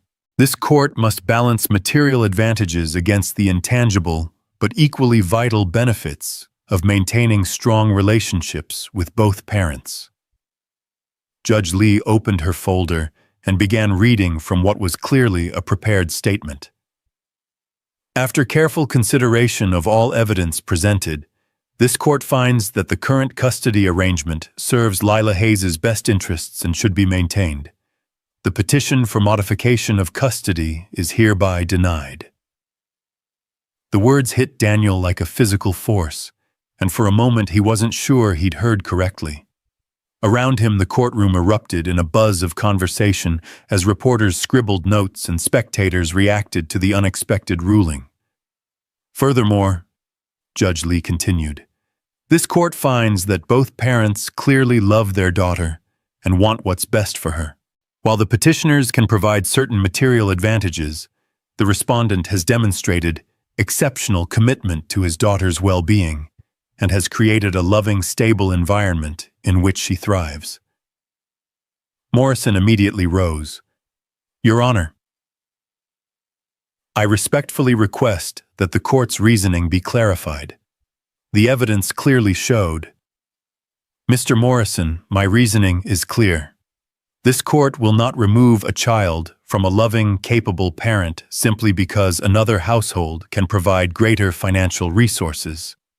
Lila Hayes benefits from meaningful relationships with both her parents, and this court will not disrupt those relationships absent compelling evidence of unfitness which has not been presented." Daniel felt tears streaming down his face as the full impact of the ruling settled over him. He'd won. Against all odds, against every precedent, against the overwhelming advantages of the other side, he'd won the right to continue being Lila's father. The current custody arrangement will remain in effect, Judge Lee concluded. Joint custody with equal time split between both parents. This court expects both parties to continue working together in their daughter's best interests. As the courtroom slowly emptied, Daniel found himself standing alone at the defendant's table, Elena having stepped away to handle procedural matters with the court clerk. Sarah and Marcus approached hesitantly, their expressions a mixture of disappointment and resignation. "Danny," Sarah said quietly, "I want you to know that this wasn't personal. I really believed we were doing what was best for Lila." Daniel nodded, too emotionally drained to feel anger toward his ex-wife. "I know, and I want you to know that I'll never try to interfere with Lila's relationship with you and Marcus. She loves you both, and that's important to me." Marcus extended his hand. "You're a good father, Daniel. I hope we can work together to give Lila the best possible life." As they shook hands, Daniel realized that the custody battle was over, but the real work of co-parenting was just beginning. They would all have to find ways to put aside their differences and focus on what was truly best for Lila. After the courthouse had mostly cleared, Daniel found himself alone with Judge Lee in the hallway outside her chambers. She had changed out of her judicial robes and looked more like the woman he'd pulled from the ocean than the intimidating figure who'd just delivered his salvation. "Thank you," he said simply. "Don't thank me, Mr. Hayes. Thank yourself for being the kind of father who deserved to win this case." "But you could have ruled the other way." Morrison made a strong argument. Judge Lee was quiet for a moment, choosing her words carefully. "You saved my life last week, but today you saved something else, my faith in what family court is supposed to accomplish. This case reminded me that justice isn't just about following precedent or applying statistical formulas. It's about protecting what matters most. And what matters most? Love. Real, unconditional, sacrificial love. The kind you show your daughter every day, and the kind I'd forgotten to look for in my courtroom." As they parted ways, Daniel drove through San Diego with a heart so full, it felt like it might burst. He picked up Lila from Mrs. Rodriguez's apartment and swung her around in the parking lot, both of them laughing with joy. "Daddy, what happened at court? You look so happy." "I got to keep being your daddy, princess. Every day, just like always." "I knew you would," Lila said, with the absolute confidence of a 5-year-old who'd never doubted the outcome. "You're the best daddy in the whole world." That evening, as Daniel tucked Lila into her purple bedroom, with the constellation ceiling, she asked the question that had been on her mind all day. "Daddy, will things be different now?" "No, sweetheart. Everything will be exactly the same. You'll still live with me and with Mommy and Marcus. You'll still go to school and play soccer and have all your favorite things. The only difference is that now we know for sure that's how it's going to stay." "Good," Lila said, snuggling into her pillow. "I like things just the way they are." As Daniel turned off the light and closed her door, he reflected on the journey that had brought them to this moment. A storm, a rescue, a judge who'd remembered her humanity just in time to save a family. The events of the past week seemed almost too dramatic to be real, like something from a movie rather than ordinary life. But as he sat in his modest living room, listening to the sound of his daughter breathing peacefully in the next room, Daniel knew that the most extraordinary thing about their story wasn't the dramatic rescue or the surprising legal victory. It was the simple, profound truth that had sustained him through every challenge. Love was stronger than money, deeper than material advantages, and more powerful than any legal precedent. Judge Cassandra Lee had reminded him that sometimes the system worked exactly as it was supposed to, not because it followed rules and precedents, but because it recognized and protected what truly mattered: a father's love for his daughter, a child's need for both her parents, and the irreplaceable bonds that made families whole. The custody battle was over, but Daniel's real victory had been won years earlier in bedtime stories and soccer games, in homework help and constellation ceilings, in the daily choice to build his life around his daughter's happiness. Today's ruling had simply made official what had always been true: he was Lila's father, and nothing in the world could change that. The weeks following the custody hearing passed in a blur of normalcy that felt almost surreal after months of legal uncertainty. Daniel found himself savoring the simple routines that he'd once taken for granted: picking Lila up from school on Wednesday afternoons, helping with homework at the kitchen table Saturday morning soccer games, where his cheering could still be heard from the parking lot. The victory in Judge Lee's courtroom had given him something more precious than continued custody rights. It had given him the ability to be present in these moments without the constant fear that they might be his last. But the media attention from the rescue and subsequent hearing had created unexpected complications. The story of the lifeguard hero and Judge Ice had captured the public imagination in ways that made Daniel profoundly uncomfortable.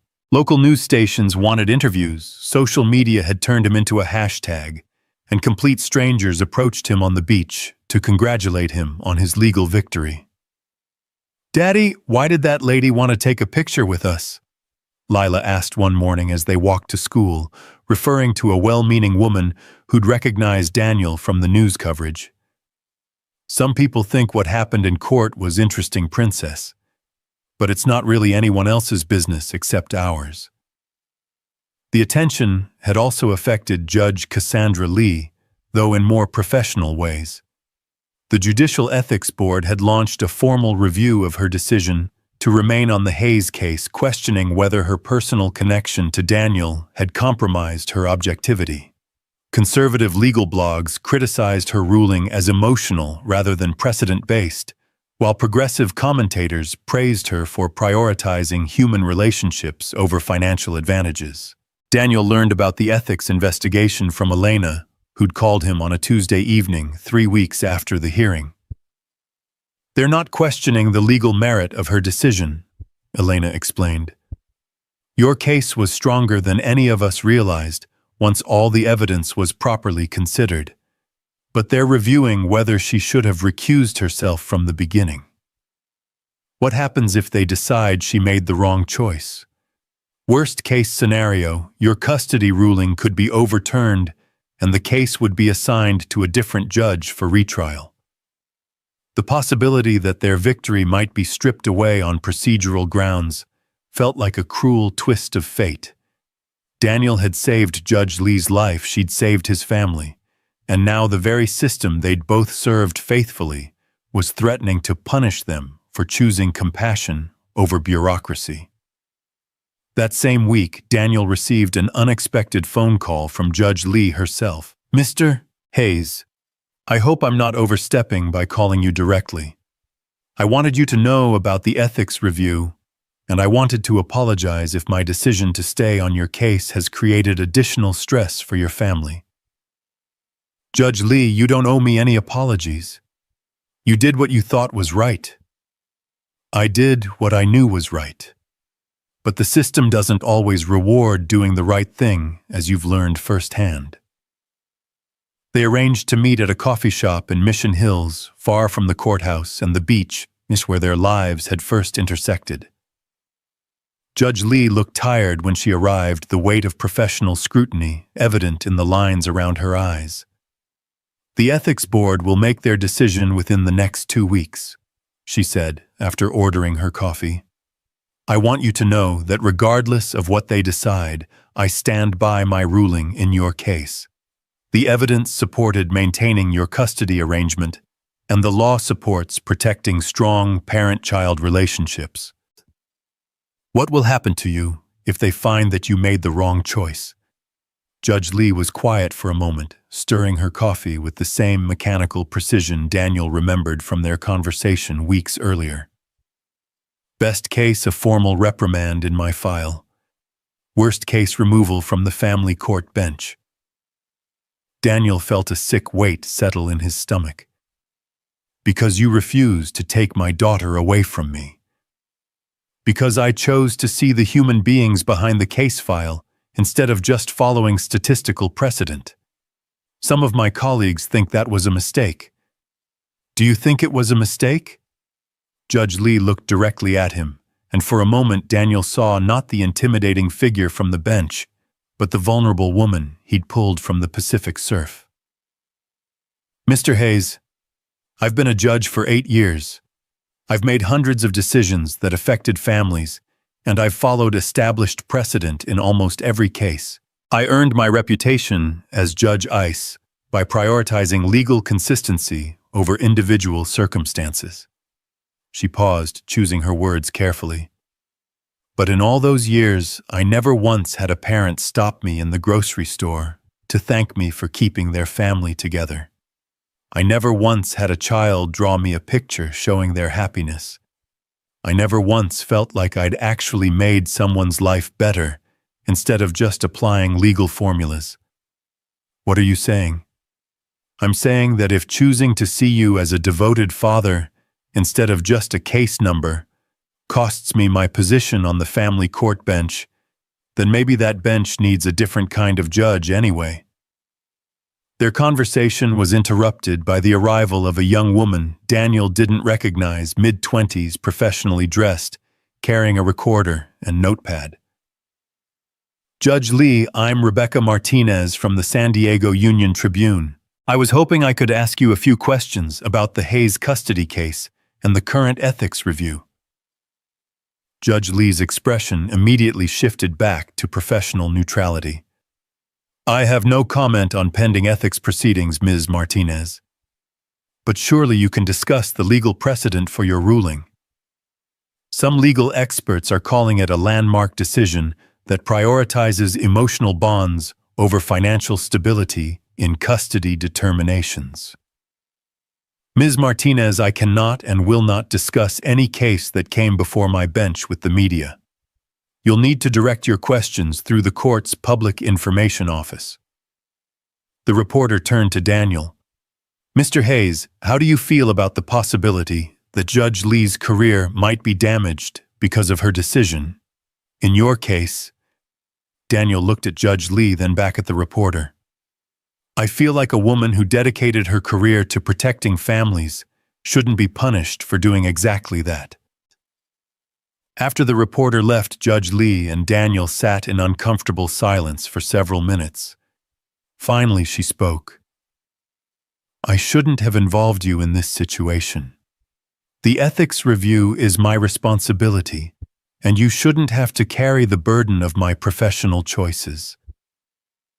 With respect, Judge Lee, you didn't involve me in anything. I made the choice to pull you out of the ocean, and you made the choice to rule based on what you thought was best for my daughter. Neither of us should apologize for doing what we believed was right. 2 weeks later, Daniel was at Pacific Beach working his afternoon shift when Elena called with news about the ethics board's decision. They've decided not to pursue disciplinary action against Judge Lee. Elena said, her voice carrying relief that Daniel could hear even over the sound of the waves. The board found that while the situation was unusual, there was no evidence that personal bias influenced her ruling. The legal merit of her decision was solid enough to withstand scrutiny. Daniel felt a weight lift from his shoulders that he hadn't even realized he'd been carrying. So it's over, the ruling stands. The ruling stands. You get to keep being Lila's father, and Judge Lee gets to keep her position on the bench. Everyone wins. That evening, Daniel took Lila to the same stretch of beach where he'd pulled Judge Lee from the surf 6 weeks earlier. The October sunset painted the sky in brilliant oranges and purples as father and daughter walked along the water's edge, Lila collecting shells, while Daniel reflected on how dramatically their lives had changed since that stormy morning. Daddy, look. Lila held up a perfect sand dollar, unbroken and smooth. It's so pretty. That's a special find, princess. You know what they say about sand dollars? What? They're supposed to bring good luck to people who find them. Lila examined the sand dollar carefully, then handed it to Daniel. You keep it, Daddy. You saved that lady's life, so you should have the good luck. Daniel knelt down beside his daughter, overwhelmed by the simple generosity of a 5-year-old who wanted to share her treasure with him. You know what, Lila, I think I already got all the good luck I need. What do you mean? I mean, I get to be your daddy. That's the luckiest thing that could ever happen to anyone. As they walked back toward the lifeguard station, Daniel's phone buzzed with a text message from an unknown number. Mr. Hayes, this is Cassandra Lee. I wanted you to know that the ethics board has cleared me to continue presiding over family court cases. Thank you for reminding me why I became a judge in the first place. I hope you and Lila are well. Daniel showed the message to Lila, reading it aloud in simple terms she could understand. The nice judge lady wanted to say thank you for helping her remember how important families are. Are you going to write her back? Daniel thought for a moment, then typed, Judge Lee, thank you for seeing our family for what it really is. Because of you, Lila gets to keep both her parents and I get to keep being her father. That's a gift I can never repay. 6 months later, Daniel received an invitation that surprised him more than any legal document he'd ever seen. Judge Cassandra Lee was being honored by the San Diego Bar Association for her contributions to family law reform, and she'd specifically requested that Daniel and Lila attend the ceremony. The event was held at a downtown hotel filled with lawyers, judges, and legal professionals who represented the same system that had once threatened to tear Daniel's family apart. He felt out of place in his rented suit, but Lila was excited about the fancy party and had insisted on wearing her best dress, purple naturally, with sparkly shoes that clicked on the marble floors. Judge Lee's acceptance speech focused on the evolution of family law and the importance of considering human relationships alongside legal precedent. She spoke about the need for judges to see beyond case files to the real people whose lives were affected by their decisions. Family law isn't just about applying statutes and following precedent, she told the assembled crowd. It's about understanding that every case represents real people with real pain and real love. Our job isn't just to make legally sound decisions. It's to make decisions that protect what matters most in human relationships. After the ceremony, Judge Lee found Daniel and Lila in the reception area. She'd traded her formal judicial robes for an elegant black dress, but she still carried herself with the quiet authority that commanded respect. Mr. Hayes, I'm so glad you could come. And you must be Lila. Lila, who'd been somewhat overwhelmed by the formal atmosphere, immediately brightened at being addressed directly. Hi. My daddy says you're the judge who helped us stay together. Your daddy helped me remember something very important, that the best decisions come from understanding what really matters to people. Do you want to see my sand dollar? Lila asked, pulling the treasure from her small purse. Daddy says it brings good luck. Judge Lee examined the sand dollar with appropriate seriousness. It's beautiful, Lila, and I think your daddy might be right about the good luck. As the evening progressed, Daniel found himself in conversations with lawyers and judges who'd followed his case through the media coverage. Many of them expressed surprise at Judge Lee's ruling, but several admitted that it had made them reconsider their own approaches to family law. Your case has become something of a teaching tool in family court circles, one attorney told him. Law schools are using it as an example of how judges can consider emotional and relational factors alongside financial ones. The idea that his family's struggle had become a lesson for others felt surreal, but Daniel was gratified to know that something positive had emerged from their ordeal. Near the end of the evening, Judge Lee pulled Daniel aside for a private conversation. I wanted you to know that your case changed more than just your own situation, she said. I've modified my approach to custody cases, and several of my colleagues have done the same. We're looking more carefully at the quality of parent-child relationships, not just the material advantages different households can provide. That sounds like it could help a lot of families. It already has. Last month I ruled in favor of a single mother who was fighting her ex-husband's petition for custody modification.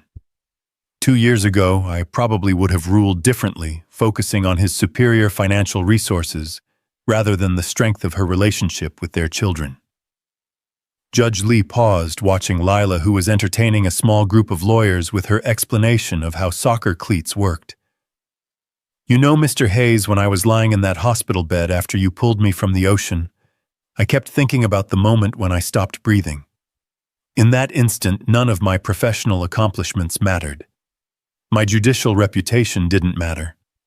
The only thing that mattered was whether someone would care enough to fight for my life. And you did. Without knowing who I was or what I could do for you, you fought for a stranger's life. That's the kind of character that makes someone a good parent, the instinct to protect and nurture regardless of personal cost. Daniel felt tears forming in his eyes as he understood the full impact of what she was saying. You ruled in my favor because you saw that I would fight for Lila the same way I fought for you. I ruled in your favor because the evidence showed you were an excellent father whose relationship with his daughter was worth protecting. The rescue just reminded me to look for that evidence instead of relying solely on financial comparisons. As the evening wound down and Daniel prepared to take Lila home, Judge Lee made one final comment that would stay with him for years. Mr. Hayes, I've spent my career making decisions about families, but I've never had a family of my own. Watching you with Lila tonight reminded me what I've been protecting all these years, not just legal relationships, but the love that makes families whole.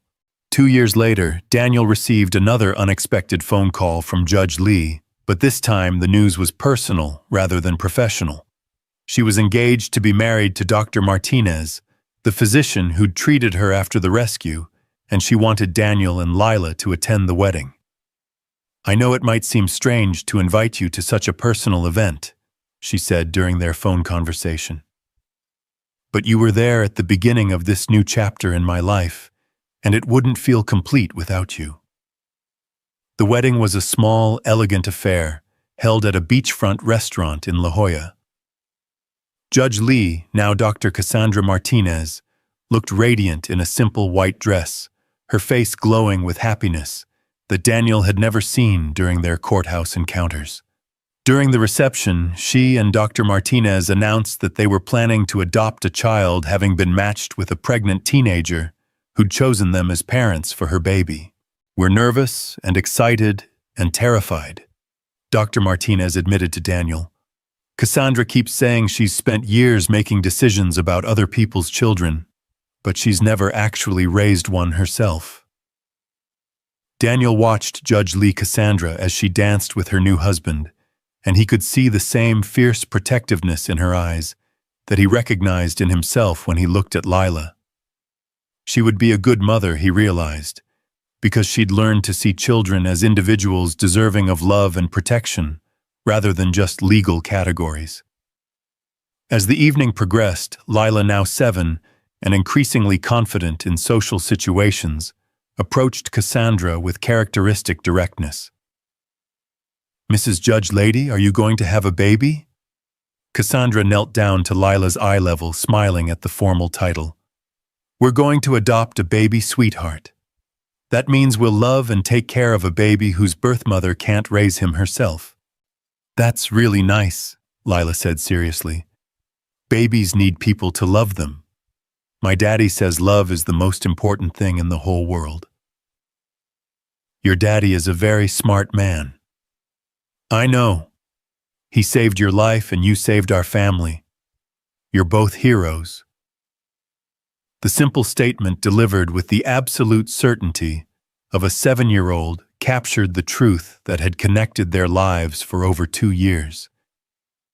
They had saved each other in different ways. Daniel had pulled Cassandra from physical death in the ocean, and she had saved his family from legal death in the courtroom.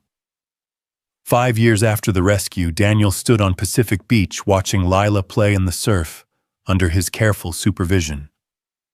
At 10 years old, she was an accomplished swimmer, fearless in the water that had once threatened to claim a stranger's life.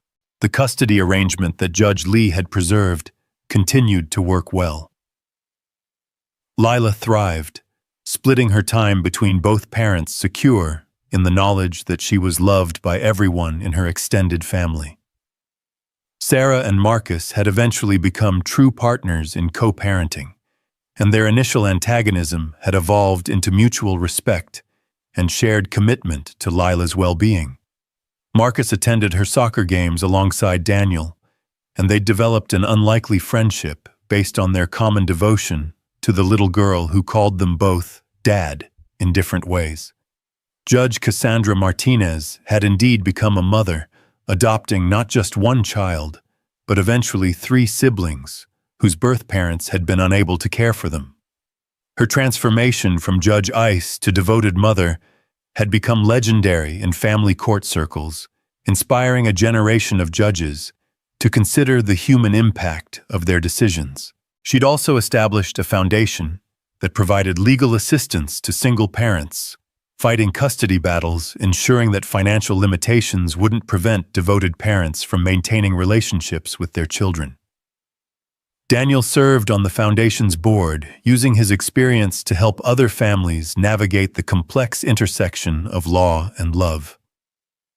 On this particular afternoon, as Daniel watched Lila body surf in the gentle waves, his phone buzzed with a text from Cassandra.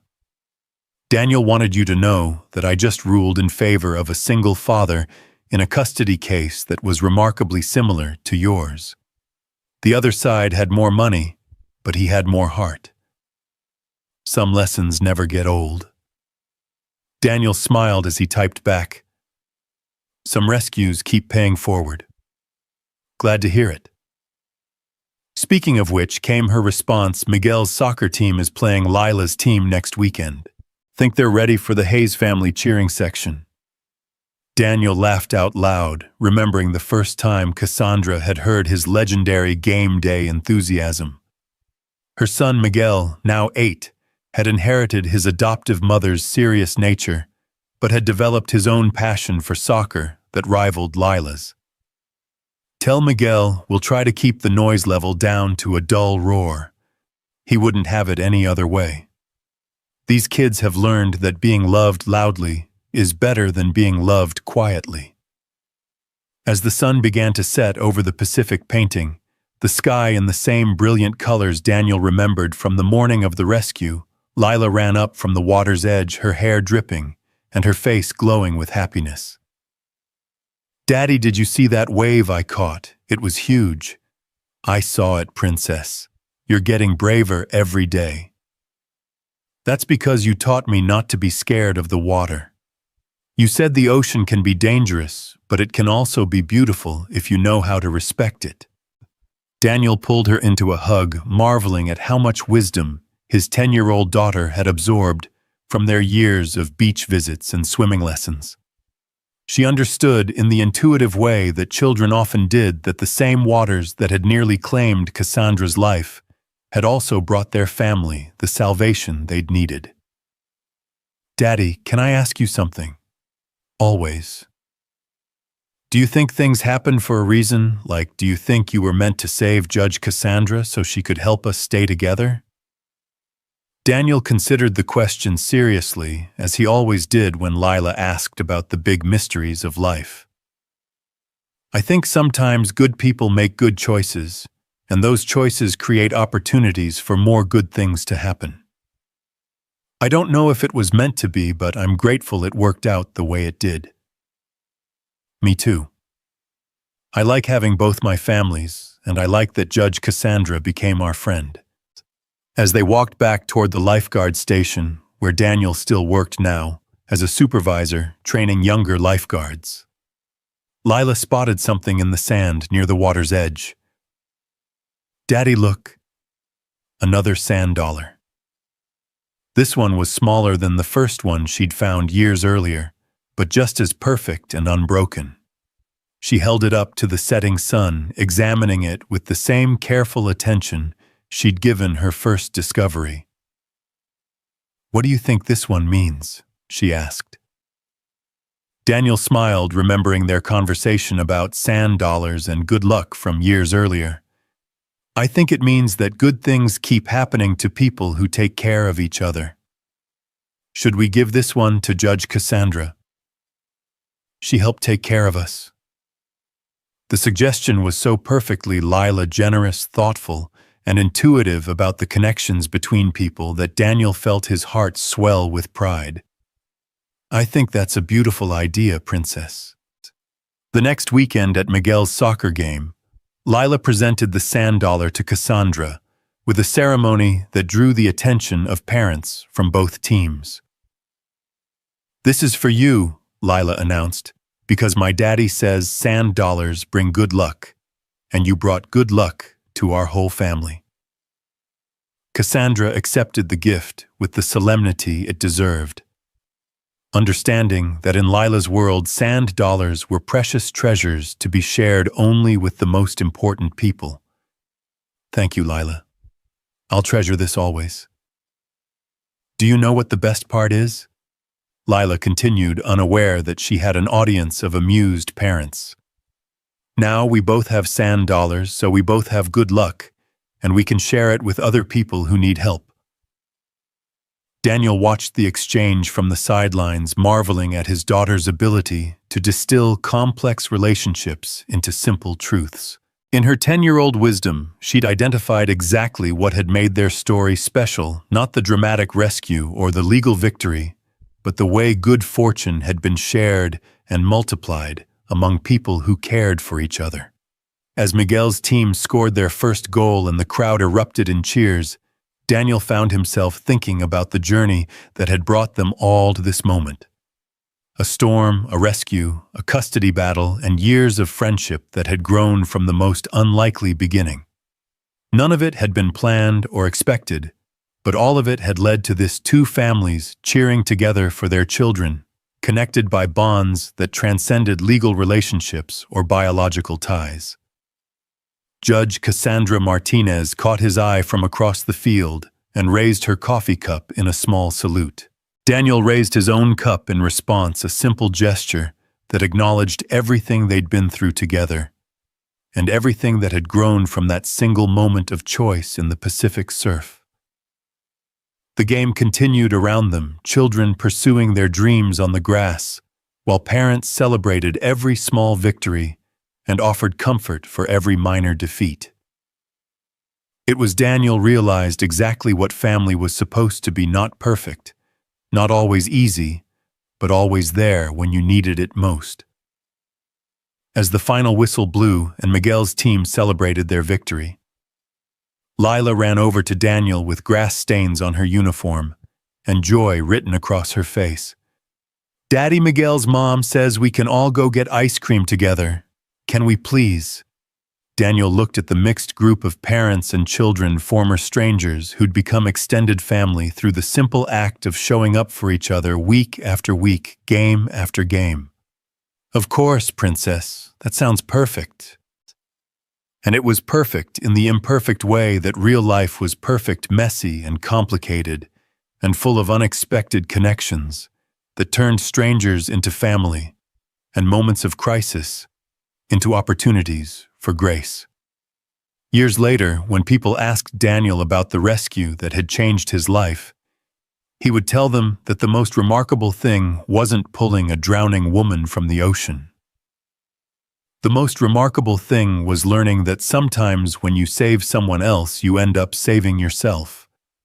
And sometimes when you think you're fighting for your own survival, you're actually fighting for something much bigger: the chance to be part of a story where love wins, where justice prevails, and where ordinary people become heroes simply by refusing to give up on what matters most.